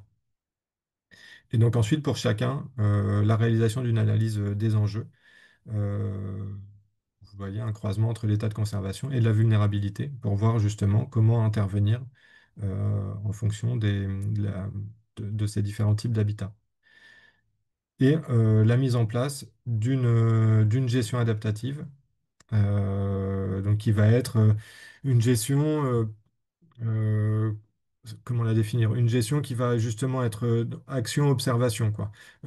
Et qui va, donc c'est une gestion qui continue à intervenir dans les peuplements, mais justement pour les accompagner, donc sans intervention brutale, mais plutôt dans un accompagnement qui permet aussi de voir comment le peuplement réagit. Et donc de voir si nos interventions sont bénéfiques ou pas, si elles permettent d'améliorer l'état de conservation, si elles permettent par rapport à d'autres modalités qui vont être étudiées sur d'autres peuplements, si elles permettent de, de réduire justement la vulnérabilité ou de réduire les dépérissements. Voilà. Et ensuite d'analyser nos actions en fonction de la réponse du milieu, et puis de pouvoir faire évoluer justement ces pratiques un peu au fil de l'eau. Et ensuite, à l'issue de ce programme-là, des recommandations pour les gestionnaires forestiers pour justement travailler dans ces habitats. Euh, c'est un peu ce que je disais sur la sylviculture adaptative. Là, vous avez un peu la description de la manière dont on agit, et puis un peu enfin, les grandes recommandations, mais on en a déjà pas mal parlé avec Caroline, hein, c'est les recommandations, l'ONF les a déjà en grande partie en forêt domaniale, donc euh, peut-être la plus importante, c'est le maintien de l'ambiance forestière. Enfin, c'est aussi tout un sujet sur la pression des coupes, à la fois en surface, en volume, en nombre de tiges, etc. Donc, le maintien de l'ambiance forestière, on sait que c'est favorable à beaucoup d'habitats d'intérêt communautaire forestier. Et donc, il y a un sujet autour de ça. Et puis ensuite, voilà, sur les types d'intervention, les rotations de coupes, quelle essence on favorise. Voilà, il y a plein de sujets après plus techniques autour de la gestion de ces habitats. Et un sujet aussi, enfin vous le voyez, pardon Aurélie, mais il y a maintien restauration de l'habitat, ce que j'évoquais, donc c'est évidemment ce qui va être recherché en priorité lorsque c'est possible, mais sans s'interdire non plus une transition vers un nouvel habitat, notamment mais quand on est dans des secteurs, dans des aires de répartition d'habitat qui sont un petit peu en limite d'aires de répartition, justement, on peut imaginer aussi d'accompagner des peuplements vers un autre habitat d'intérêt communautaire qui va concerner justement alors soit des secteurs plus méridionaux ou en termes d'altitude pour ne pas laisser l'habitat se dégrader totalement et avoir un état de conservation qui est vraiment mauvais, mais essayer de l'accompagner vers un habitat dont on imagine qu'il pourra mieux se porter dans l'avenir avec les conditions climatiques changeantes.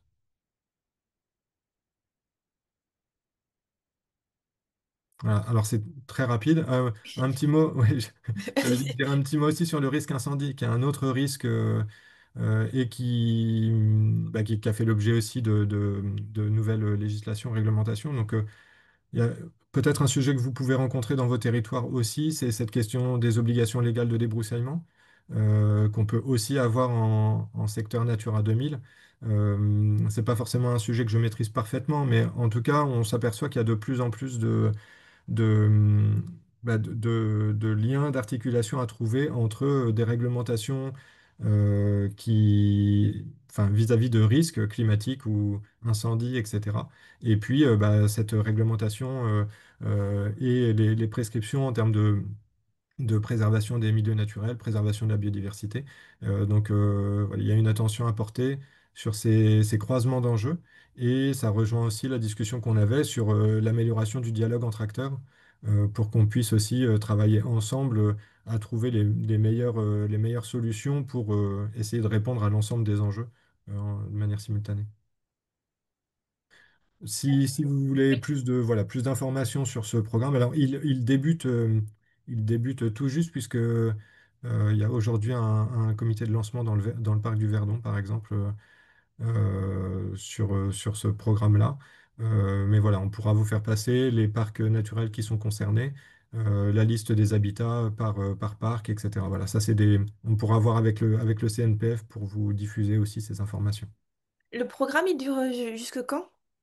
Eh ben, j'ai un gros doute sur la durée de cette action-là.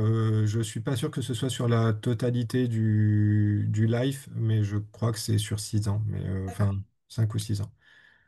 On aura le temps d'en reparler du coup. On aura le temps d'en reparler, et puis l'idée c'est de pouvoir aussi, alors on pourra en reparler soit dans les séminaires Natura 2000 qui sont organisés, Forum des gestionnaires, et puis pour les parcs, séminaires techniques, etc., où le CNPF interviendra régulièrement pour faire un point d'avancement aussi sur ce programme-là. Bah, du coup, tu as répondu à la question du parc Forêt d'Orient qui demandait le type de diffusion qui était prévu par la suite sur cette action live. Oui, Mathéo, oui, le prochain, on fera un point au prochain séminaire technique et puis en commission forêt, sinon au niveau des parcs. Et ensuite, le CNPF aura aussi des instances de diffusion des résultats, mais bon, là, ça débute tout juste. Donc, pour l'instant, c'était essentiellement sur ce qui a pu être réalisé en Nouvelle-Aquitaine, les premiers résultats de ces études-là. Mais voilà, à mon avis, on en rediscutera l'année prochaine. Ça marche, merci.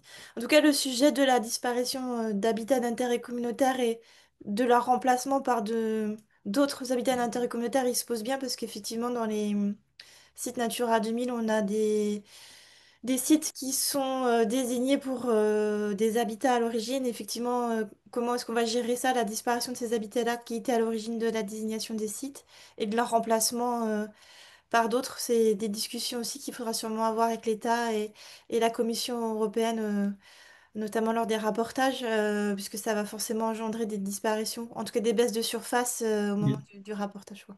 En fait, au-delà du changement climatique et des dépérissements qu'on a sur certaines essences typiques de certains habitats, la question s'était posée déjà avec la calarose du frêne sur les habitats de forêt de ravins, enfin frênes et scolopendres, etc. Voilà, on sait qu'avec des gros dépérissements dans ces milieux qui sont en plus enfin, en surface très réduite, et c'est des habitats assez peut-être habitat prioritaire d'ailleurs. Et voilà, la question s'était déjà posée euh, à ce niveau-là, ouais. Merci Julien. Donc dans le chat, j'ai l'impression que les conversations tournent plus autour des îlots de sénescence et des îlots de vieillissement. Mais n'hésitez pas à poser des questions à Julien, parce que je sais que la question d'adaptation au changement climatique, c'est des questions qui vous concernent beaucoup sur les sites Natura 2000. En tout cas, j'ai pas mal de remontées sur ce sujet-là.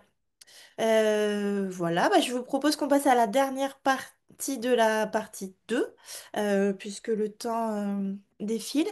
Donc là, avec Elsa, on va rentrer, on va plus dire dans le concret, en tout cas, on va zoomer au niveau des parcelles en parlant plus des outils contractuels que Natura 2000 permet de mettre en place, notamment des outils financiers. Donc pour les forêts, on en a déjà un petit peu parlé, donc vous le savez sûrement, il y a les contrats Natura 2000 forestiers qui existent, qui sont, pour rappel, un engagement volontaire entre l'autorité administrative et le titulaire de droits réels ou personnels, donc le propriétaire ou le gestionnaire de la parcelle. Et que les contrats Natura 2000 forestiers, ils ont la particularité de pouvoir financer soit des opérations de gestion qui sont dites non productives et qui sont favorables aux habitats et aux espèces. Donc, une opération de gestion de type création ou rétablissement de clairières, création de mares, etc. Et on a aussi des contrats Natura 2000 qui viennent financer un manque à gagner ou un surcoût pour des opérations sylvicoles qui vont apporter une véritable plus-value écologique. Et donc ça, on en parlera plus tard avec Monsieur Puy, avec l'exemple du contrat de débardage à cheval.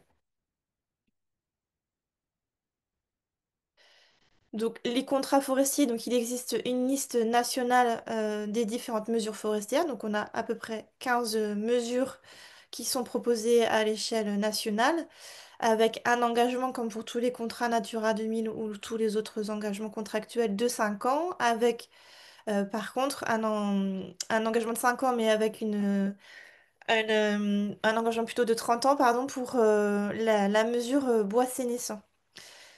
Donc les contrats Natura 2000, ils sont financés par des fonds européens en contrepartie des fonds régionaux. Et on a deux types de rémunération. Donc on a certaines mesures qui sont rémunérées sur la base de barèmes forfaitaires qui sont établis par les régions. Et il y a d'autres mesures qui sont rémunérées sur la base de coûts réels, donc sur la présentation de factures. Donc Elsa, après tu pourras peut-être détailler un peu plus. Et donc là, pour finir l'illustration sur les contrats Natura 2000, donc ça c'est une carte qui a été produite par Patrinat dans le cadre de l'évaluation qu'ils ont pu conduire et qui montre que entre 2007 et 2019, il y a seulement 14% des sites Natura 2000 qui ont utilisé cet outil. Donc globalement, l'outil contrat Natura 2000 forestier, il est très peu utilisé en France par rapport à d'autres outils comme les MAEC pour les agriculteurs. Donc, sur ce faible taux de contractualisation, on n'a pas forcément la réponse, mais si vous avez, vous, des idées, n'hésitez pas à les mettre dans le chat. Voilà, ça peut être soit parce que vous trouvez que les mesures elles sont pas adaptées, soit parce que les surfaces sont pas suffisantes ou les taux de rémunération sont pas suffisants. Mais n'hésitez pas en tout cas à mettre dans le chat votre ressenti en tout cas sur ce faible taux de contractualisation. Ce qui est certain et ce qui est cohérent en tout cas, c'est que les contrats, les zones où il y a plus de contrats, c'est les zones où il y a plus de forêts. Donc dans la partie Grand Est avec l'Alsace, la Franche-Comté. Et on a aussi un taux de contractualisation qui est assez élevé aussi en région Sud. Et donc, sur l'ensemble des contrats qui ont pu être signés sur la période 2007-2019, on a quand même 20% des contrats qui concernent la mesure développement de bois sénescent. Le deuxième outil, pardon, qui existe pour les forêts, donc c'est la charte Natura 2000, donc qui est, contrairement au contrat, un outil d'adhésion qui n'implique pas le versement d'une contrepartie financière. La charte, donc c'est pas national, il y a une charte par site Natura 2000. On part aussi sur un engagement de 5 ans. Et donc là, le propriétaire, c'est celui qui va signer la charte, il va s'engager à respecter des recommandations ou des engagements qui ne seront pas plus contraignants que la gestion courante de sa parcelle. Donc cette adhésion à la charte, elle n'entraîne pas de contrepartie financière, mais elle ouvre droit quand même à certaines exonérations, en tout cas à certains avantages fiscaux, notamment l'exonération de la part communale et intercommunale de la taxe sur le foncier non bâti. Donc comme l'a dit Julien tout à l'heure, c'est aussi une composante des garanties de gestion durable et elle permet aussi l'accès à la certification PEFC. Donc, pour les chartes Natura 2000, donc j'ai pas de carte à vous proposer puisque l'outil charte, en fait, on n'a pas de données au niveau national sur le taux de contractualisation de charte par type de milieu ou par région. Du coup, pour le moment, voilà, on n'a pas d'informations sur l'utilisation de cet outil dans les sites Natura 2000. Donc ça, c'est pareil. N'hésitez pas à mettre vos commentaires dans le chat sur le niveau de contractualisation et le niveau d'intérêt que vous portez au Charte Natura 2000. Et je vais donner la parole tout de suite à Elsa, qui va pouvoir illustrer plus concrètement mes propos avec le travail qui est réalisé dans la région sud sur les contrats forestiers. Alors, bonjour à tous. Donc, je suis Elsa Bardi-Assante, chef du service forêt Natura 2000 à la région sud. Et donc, il y a dans l'auditoire, il y a un certain nombre de chargés de mission, enfin, voilà, de membres de l'équipe du service aussi qui sont présents et qui éventuellement voilà, compléteront ce que je vais dire. Donc déjà, juste un petit panorama rapide. Hein, la forêt de la région sud, c'est 1,6 million d'hectares. Ça représente plus de la moitié du territoire régional. Et Natura 2000, on est sur du 30% du territoire régional. Donc, vous voyez, c'est une... Voilà, en tout cas, le territoire forestier en Natura 2000 est une bonne partie du territoire forestier global. Donc voilà, on est un service de 25 personnes et effectivement, on a 3 activités principales. La forêt, puisque à la base, on était service forêt et effectivement, Natura 2000, en 2023, nous a rejoint avec la décentralisation de cette compétence. Donc, on s'occupe de Natura 2000 et aussi de tout ce qui est subvention FEADER lié justement à la forêt et Natura 2000. Voilà comment on est organisé.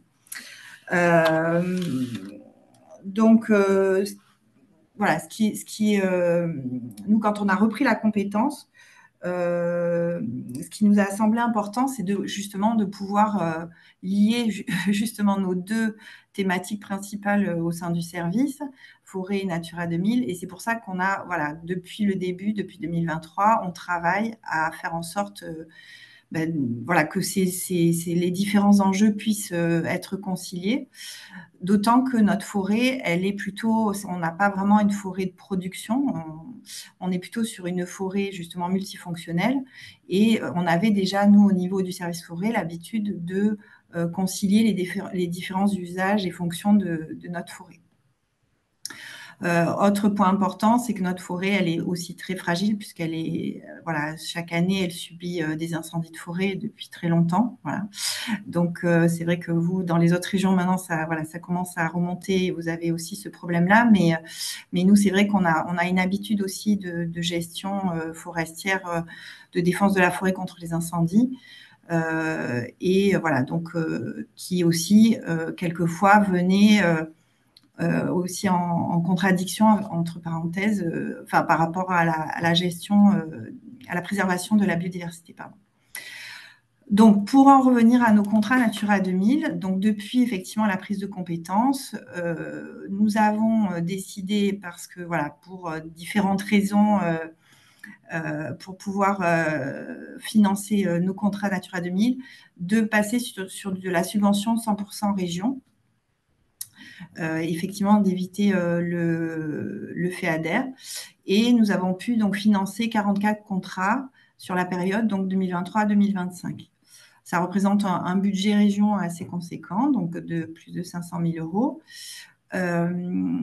Et donc, on a les territoires qui sont concernés, c'est à la fois les sites mixtes et exclusivement terrestres, parce que vous savez qu'on a la joie d'avoir une décentralisation partielle, hein, c'est-à-dire que les régions ne sont pas autorité administrative des sites mixtes, mais nous avons quand même la joie de les financer.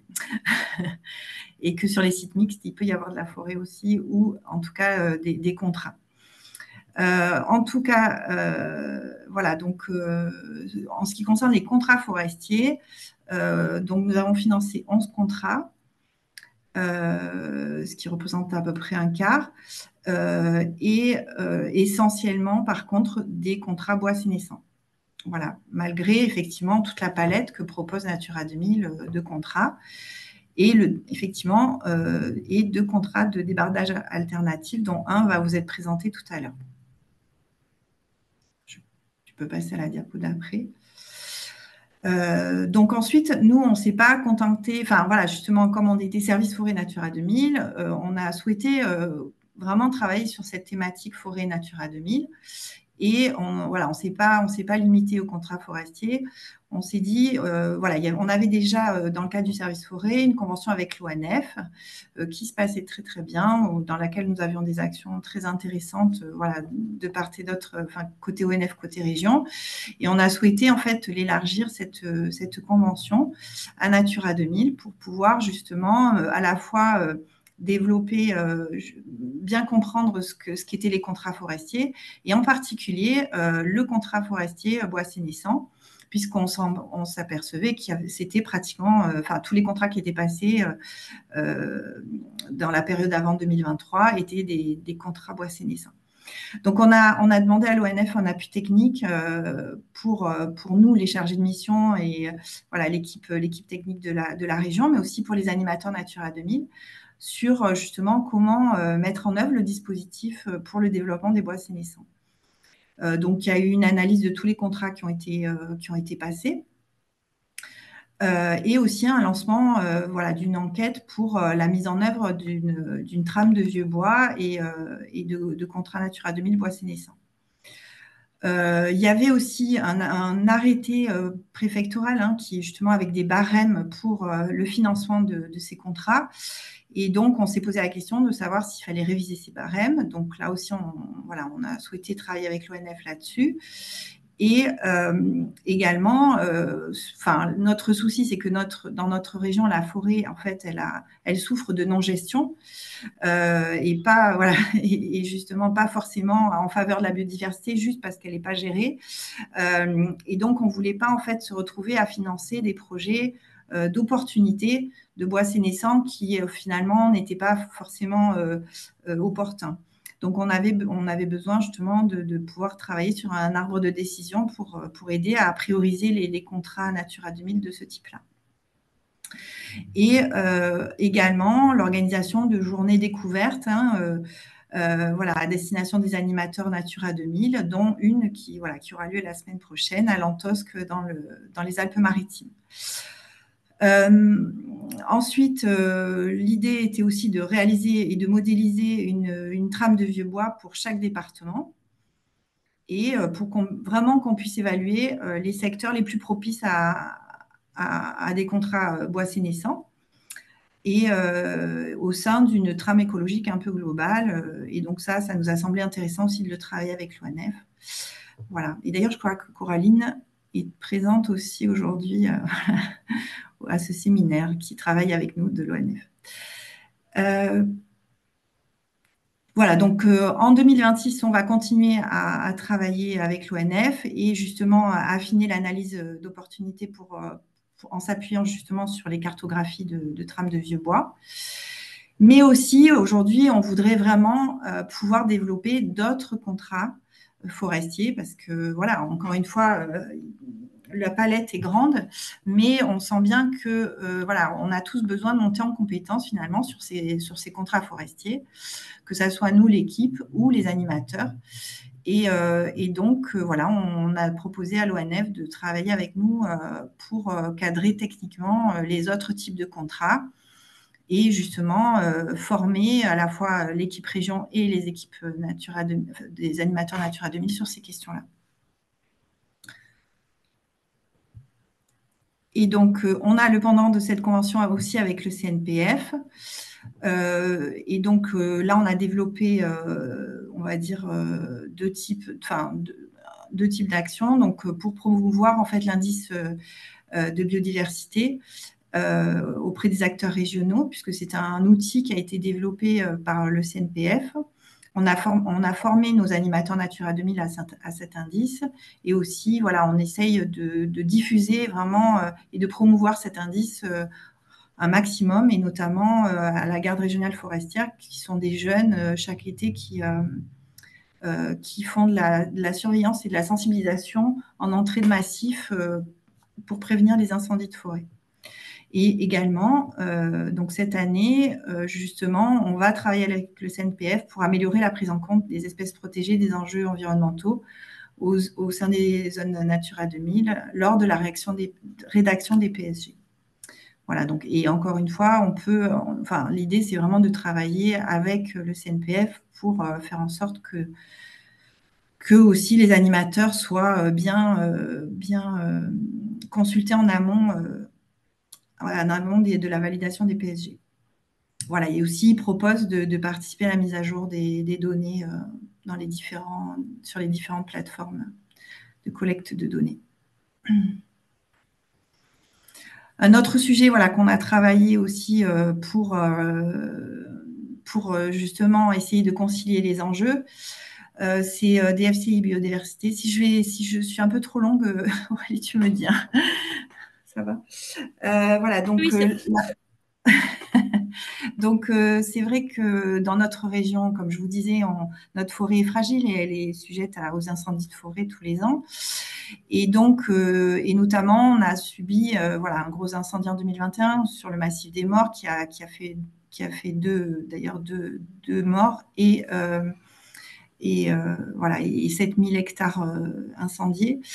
Et suite à cet incendie, il y a eu une grosse polémique parce qu'il y avait une réserve qui était justement qui avait empêché de faire certains travaux de défense de la forêt contre les incendies, etc. Et puis surtout, on observait de gros blocages à la fois entre les forestiers et on va dire les naturalistes qui étaient plutôt là pour préserver la biodiversité. Et ça nous semblait vraiment dommage parce que finalement, les objectifs sont les mêmes.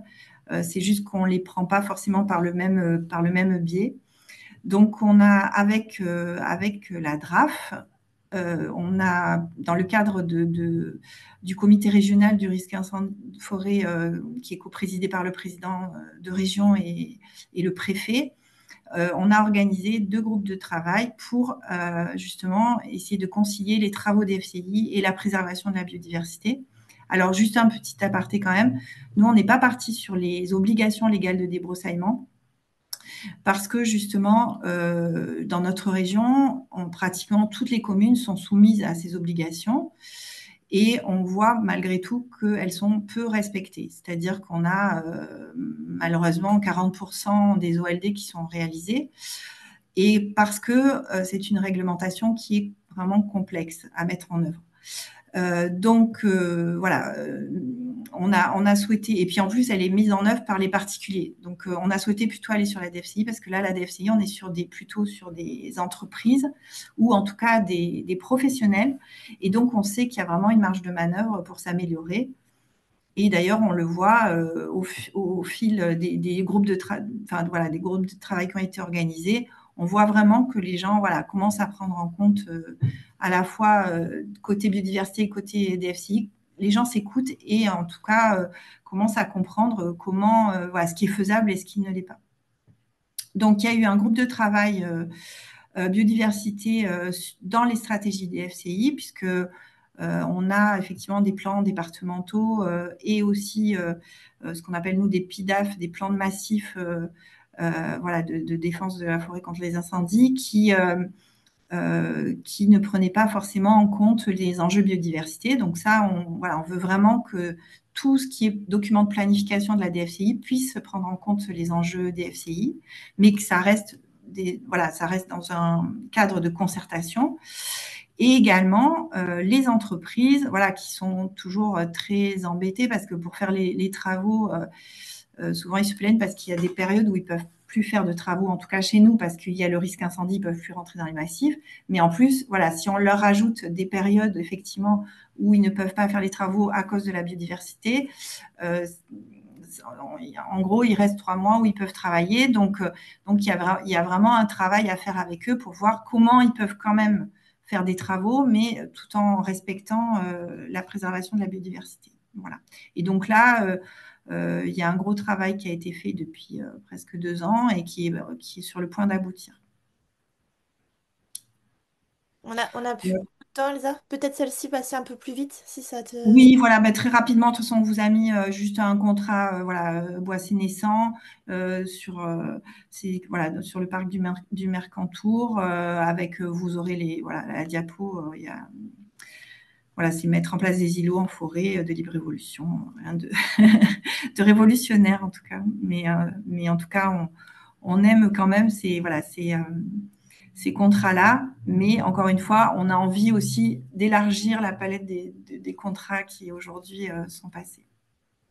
Merci pour votre écoute. Merci beaucoup, Elsa.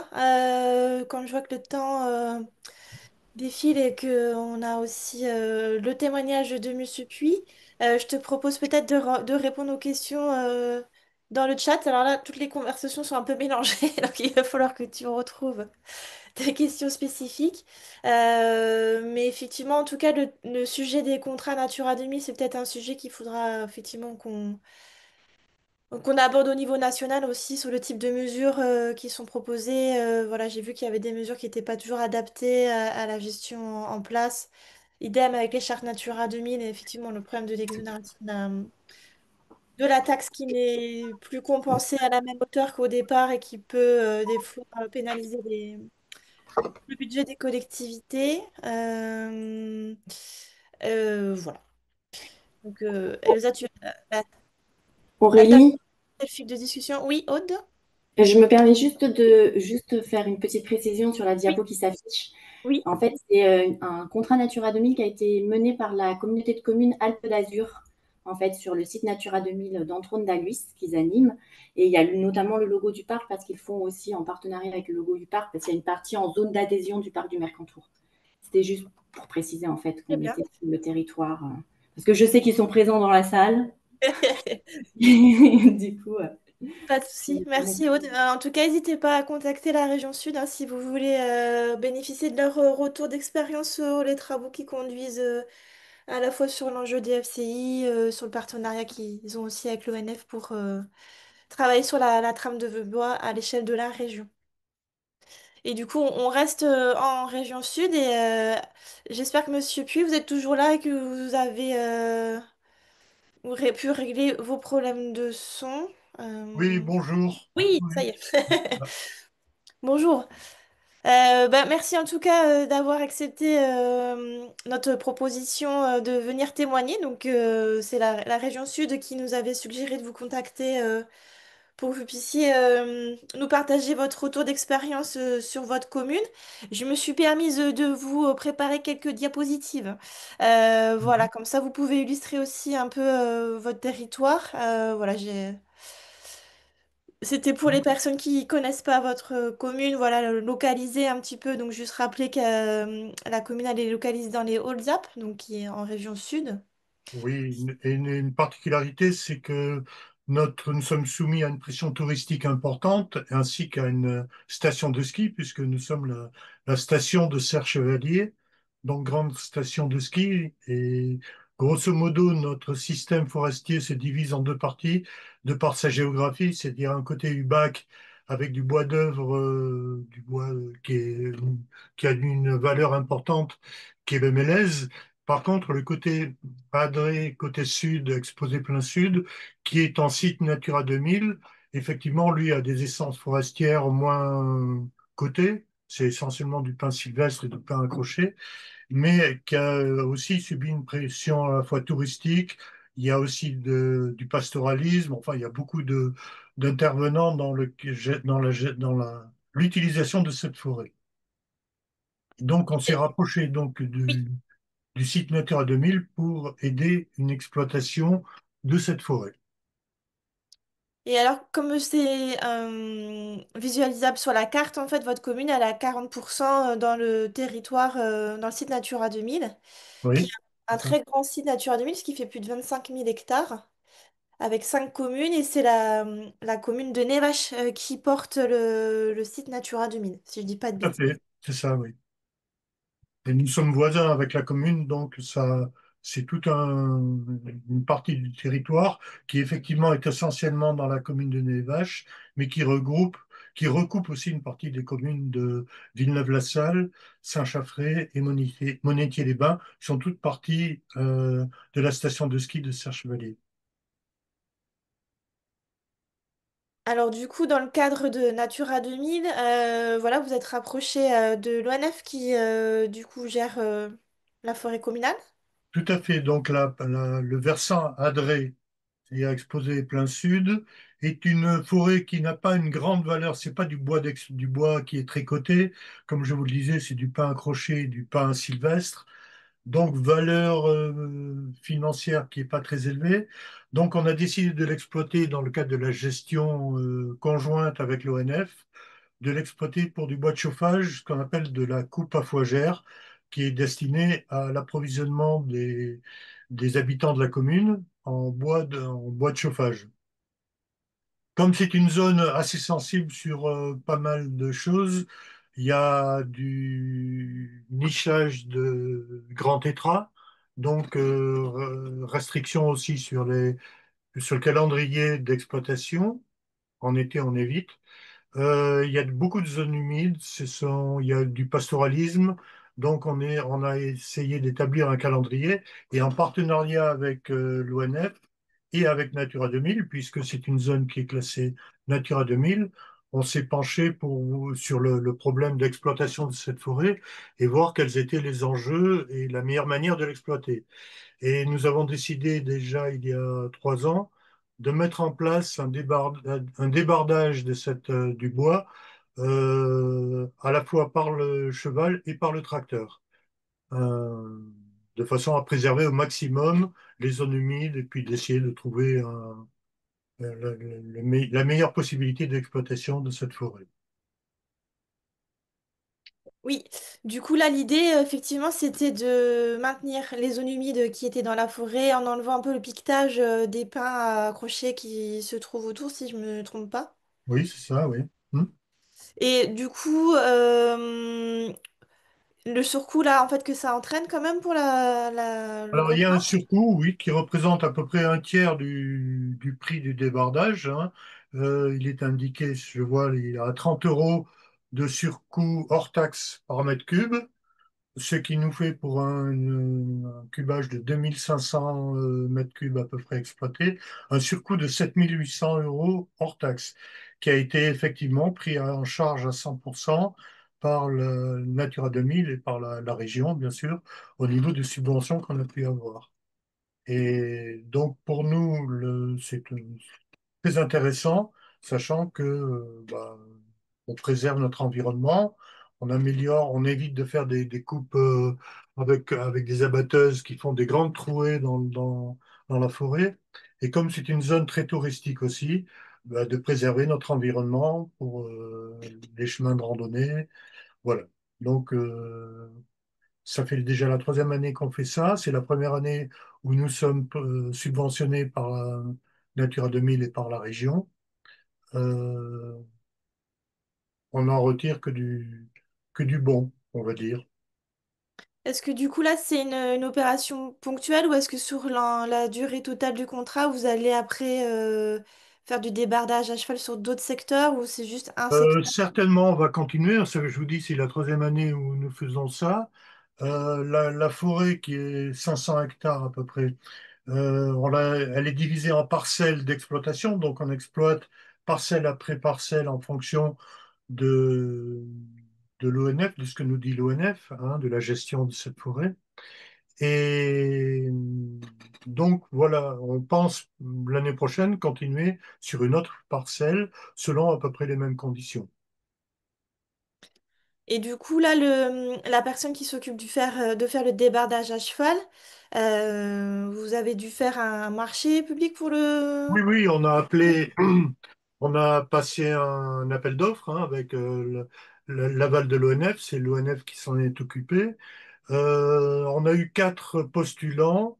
Sur ces quatre postulants, deux ont été, se sont mis hors jeu dans le sens où ils étaient beaucoup trop loin. Département de l'Ardèche, département de la Drôme.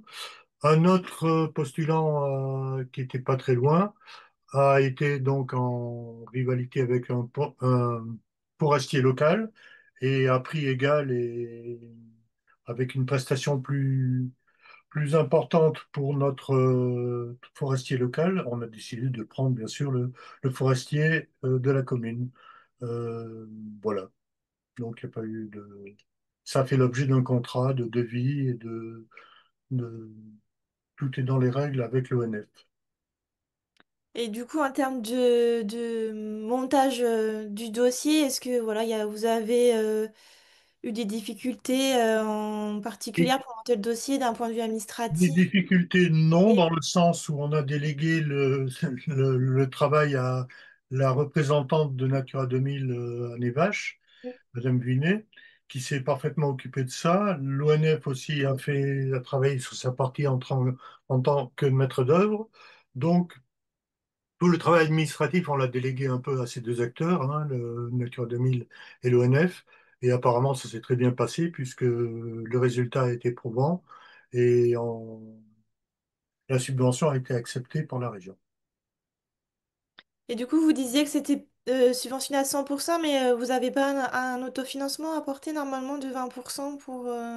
Alors, sur le surcoût, non, puisque ça a été pris en charge, je vous ai dit. Par contre, effectivement, le reste de la prestation, qui sont les deux tiers quand même du prix final, sont pris en charge par la commune. D'accord. Donc, on a un financement important pour gérer ça.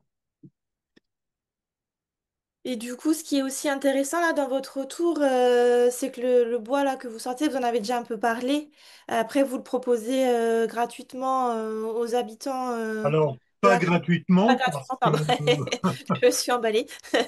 vu qu'on l'a, à une époque, il y a très longtemps, on le proposait gratuitement, mais c'était à charge pour les habitants d'aller, parce que c'était du bois sur pied, c'était à charge pour les habitants d'aller l'abattre et le débarder eux-mêmes, mais ça posait des problèmes de sécurisation des gens. Et puis, enfin, en contrepartie, il y avait ce qu'on appelait une corvée, c'est-à-dire un travail collectif pour la commune d'une journée. Par rapport aux critères de sécurité et puis les gens étant moins bien équipés maintenant au niveau forestier qu'avant, il y avait beaucoup de gens qui avaient des tracteurs ou des outils comme ça. On a décidé de faire une exploitation en bord de route, c'est-à-dire que les bois sont cubés et déposés en bord de pistes forestières. Donc les habitants de la commune n'ont plus qu'à venir les chercher en bordure de route. Donc tout ça représente un surcoût et c'est pour ça que l'on ne donne pas le bois gratuitement, mais on le délivre à un prix très intéressant qui est de l'ordre de 30 euros par mètre cube par stère de bois. Et quand on a préparé aussi un peu votre intervention, vous m'avez parlé aussi d'un projet de la commune d'avoir une chaudière à bois, si je me... Tout à fait. C'est dans le cadre de nos prospective, enfin d'essayer de faire ça, vu qu'on a justement une partie de cette forêt dont le bois n'a pas une grande valeur commerciale au niveau, au niveau du bois d'œuvre. Dans le cadre de l'autosuffisance aussi, puis d'essayer d'avoir une bonne gestion de nos forêts, ouais, c'est-à-dire à la fois l'entretien et puis essayer d'en tirer un bénéfice. Nous avons pensé qu'effectivement, si on pouvait monter une chaufferie ou tout au moins des chaudières bois, des chaufferies bois pour les services municipaux dans un premier temps. Ça pouvait être intéressant d'exploiter de manière intelligente cette forêt avec un retour sur une propre approvisionnement en énergie pour nos chauffages de bâtiments collectifs. Donc c'est dans les projets que l'on a dans les années à venir, puisqu'il faut un peu de temps, vu qu'on est sous différentes contraintes géographiques, de contrats de torrent aussi, enfin, voilà. Donc ça prend un peu de temps au niveau administratif à monter les dossiers, mais je ne désespère pas qu'on puisse arriver si nous sommes toujours là, bien sûr, après les élections municipales, de continuer dans ces projets de chaufferie et d'exploitation autonome de notre forêt. En tout cas, c'est un exemple qui est intéressant de voir comment aussi on peut intégrer Natura 2000 aussi dans les besoins et les développements des territoires qui sont concernés par Natura 2000 et de montrer que ça peut quand même avoir une valeur économique sans que ça soit néfaste pour la préservation de la Ah, biodiversité. mais complètement, parce qu'en plus, il y a tout le côté environnemental, hein, puisque je vous dis, nous sommes une zone touristique. La forêt, là, il y a beaucoup de randonnées, à la fois en hiver, randonnées à ski, en raquette, l'été, beaucoup de randonnées à pied avec vélo, etc. Donc, l'impact environnemental est important pour nous aussi dans le mode d'exploitation de cette forêt. Et donc là, même si c'est pas chiffré immédiatement, le retour en bénéfice est important au niveau de l'exploitation touristique et au niveau du pastoralisme aussi, puisque je vous ai dit que dans ces forêts, il y avait également du pastoralisme avec des ovins. Et du coup, là, le projet que vous réalisez, est-ce que vous avez réussi à motiver les autres élus là qui sont dans le site Natura 2000 à faire des opérations équivalentes ou est-ce que c'est des choses qu'ils font aussi par ailleurs mais sans l'aide de Natura 2000 ou est-ce que c'est des choses qu'ils font pas? Non, je crois que c'est assez nouveau le retour sur le débardage à cheval notamment.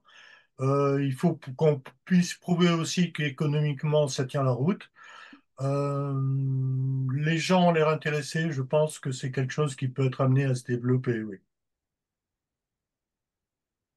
Est-ce que parmi les participants, parce que je vous pose mes questions, mais il y a sûrement d'autres questions qui peuvent être posées. Du coup, là, on peut peut-être, si vous souhaitez prendre la parole en levant la main ou en activant vos micros directement, parce que j'arrive pas à voir tout le monde. Si vous avez des questions à poser à Monsieur Puy sur ce projet de débardage, ou voilà, si vous voulez aussi partager vos retours sur des contrats de débardage qui peuvent être mis en place dans vos territoires, vous pouvez prendre la parole. Je vais peut-être arrêter de partage de mon écran pour qu'on puisse mieux se voir. J'ai pas l'impression qu'il y ait des personnes qui souhaitent prendre la parole à l'oral. Est-ce que du coup, oui, on a une question par contre dans le chat. Est-ce que le fait de revendre le bois n'impacte pas la part d'autofinancement de la commune sur le contrat? Je vais peut-être répondre. En tout cas, non, parce que c'est vraiment, enfin, c'est tellement faible par rapport, enfin, les recettes sont tellement faibles par rapport, voilà, aux dépenses que non, ça n'impacte pas. Et sachez que même si on passait par le FEADER aussi, voilà, en dessous d'un certain seuil, on peut ne pas prendre en compte les recettes. Oui, c'est assez minime, hein, Oui, c'est En pas. général, cette exploitation coûte plus d'argent à la commune qu'elle n'en rapporte. Mm. Et du coup, est-ce que vous avez envisagé d'utiliser, j'imagine que vous avez la dotation pour les aménités rurales. Est-ce que du coup, vous avez envisagé d'utiliser cette dotation pour venir justement cofinancer ce type d'opération de gestion forestière ou pas du tout? Honnêtement, je n'en sais rien. Le problème financier, je le délègue à notre service financier et juridique. Je ne me suis pas posé les questions, donc je ne peux pas vous répondre à cette question. Pas de souci. C'était aussi un appel aussi ou un message pour nos participants ou voilà Mm. pour les élus qui seraient là, effectivement pour ce type d'opération, ça peut être intéressant d'utiliser la dotation mété rurale en cofinancement des contrats Natura 2000 par exemple, ça peut aussi faciliter leur souscription. Voilà. Il y a une question, mais peut-être ça s'adresse de manière globale sur les débardages, mais avec du câble mât, ce qui est pas le retour ici, mais je sais pas si en région du coup sud vous utilisez ce type de. Oui. Alors Nicolas Houdard qui est présent pourra vous en parler plus que moi, mais effectivement nous on a un dispositif mais qui est hors Natura 2000 pour effectivement financer ce type de chantier. Et hein, et si je dis pas de bêtises, il me semble qu'en région Aura aussi ils ont le même dispositif ou en tout cas quelque chose qui ressemble. Mais bon, la difficulté qu'on a clairement, c'est qu'il y a très peu de câblistes. Voilà. Donc il faut, voilà, il y a très peu d'entreprises câblistes et c'est vraiment la grosse difficulté. Bon, je ne sais pas si Nicolas, tu veux rajouter quelque chose. Je rajouterai effectivement que le problème vient aussi de l'absence souvent de postulants pour ces débardages particuliers. La plupart sont mécanisés à 100%. Parce que je rajoute que le débardage ne se fait pas uniquement à cheval, hein. C'est toujours un mix entre le tracteur et le cheval. Mais l'impact sur l'environnement est beaucoup moins important qu'avec les abatteuses. Mais le problème, effectivement, parce que vous parliez des cablistes aussi et le cheval, il n'y a pas beaucoup d'exploitants qui sont à même de pouvoir proposer ce mode de débardage. Oui, ça peut être aussi être un des facteurs limitants pour la signature de contrat Natura 2000 de ce type aussi. Et je vois que Hmm. Nicolas a allumé sa caméra. Peut-être que vous voulez donc. Oui, bonjour à tous. Un simple complément. Donc, Nicolas Houdard, chargé de mission filière forêt-bois à la région Sud. Effectivement, on a un dispositif de débardage à câble, enfin voilà, de chantier à câble. Comme Auvergne-Rhône-Alpes, comme Occitanie, comme les régions montagneuses. Alors, on se heurte à deux problèmes. Effectivement, il y a beaucoup de chantiers qui nous permettraient de sortir des bois, plutôt de bois d'œuvre, via du débardage par câble mât. Donc, c'est beaucoup plus, ça permet de préserver les sols. C'est beaucoup moins impactant, effectivement, que l'exploitation mécanisée. Les bois qui sortent ont une certaine valeur et peuvent être transformés notamment en bois d'œuvre pour la construction. On se heurte à deux soucis. Effectivement, on n'a pas assez de câblistes, même s'il y a des formations qui sont en cours et donc il y a des câblistes qui devraient se redévelopper par la suite. Il y a beaucoup de chantiers en forêt domaniale, communale qui sont identifiés. Il y en a moins en forêt privée, mais ça pourrait se trouver. Et la seconde problématique, c'est effectivement les régimes d'aide. À ce jour, il n'y a aucun régime d'aide qui nous permet concrètement de financer ces chantiers de débardage. C'est un peu fragile et donc effectivement, il n'y a que le REAF qui nous permettrait de le faire dans les zones Natura 2000 ou zones préservées. Et donc je pense qu'effectivement, c'est une opportunité, une porte ouverte qu'il faut qu'on développe parce qu'il y a un vrai sujet là. Je pense si on peut financer via Natura 2000 ou se poser sur les zones protégées ou zones Natura 2000 pour financer ces chantiers câbles. C'est deux pistes qui sont envisageables pour le financement, puisqu'effectivement, c'est des opérations qui sont coûteuses, hein, qui coûtent effectivement aux propriétaires. Pour être à l'équilibre, s'il n'y a pas une subvention, ces chantiers ne sortent jamais. Donc, il y a deux pistes à explorer, via Natura 2000 ou via les zones Natura 2000, zones protégées, qui seraient les seuls à rentrer dans les lignes directrices actuelles, où on est aussi en train de réfléchir avec Région de France pour écrire un régime de notification spécifique pour effectivement pouvoir financer ce type d'opération qui permet de mobiliser du bois dans des bonnes conditions et avec beaucoup moins d'impact sur les sols et la biodiversité.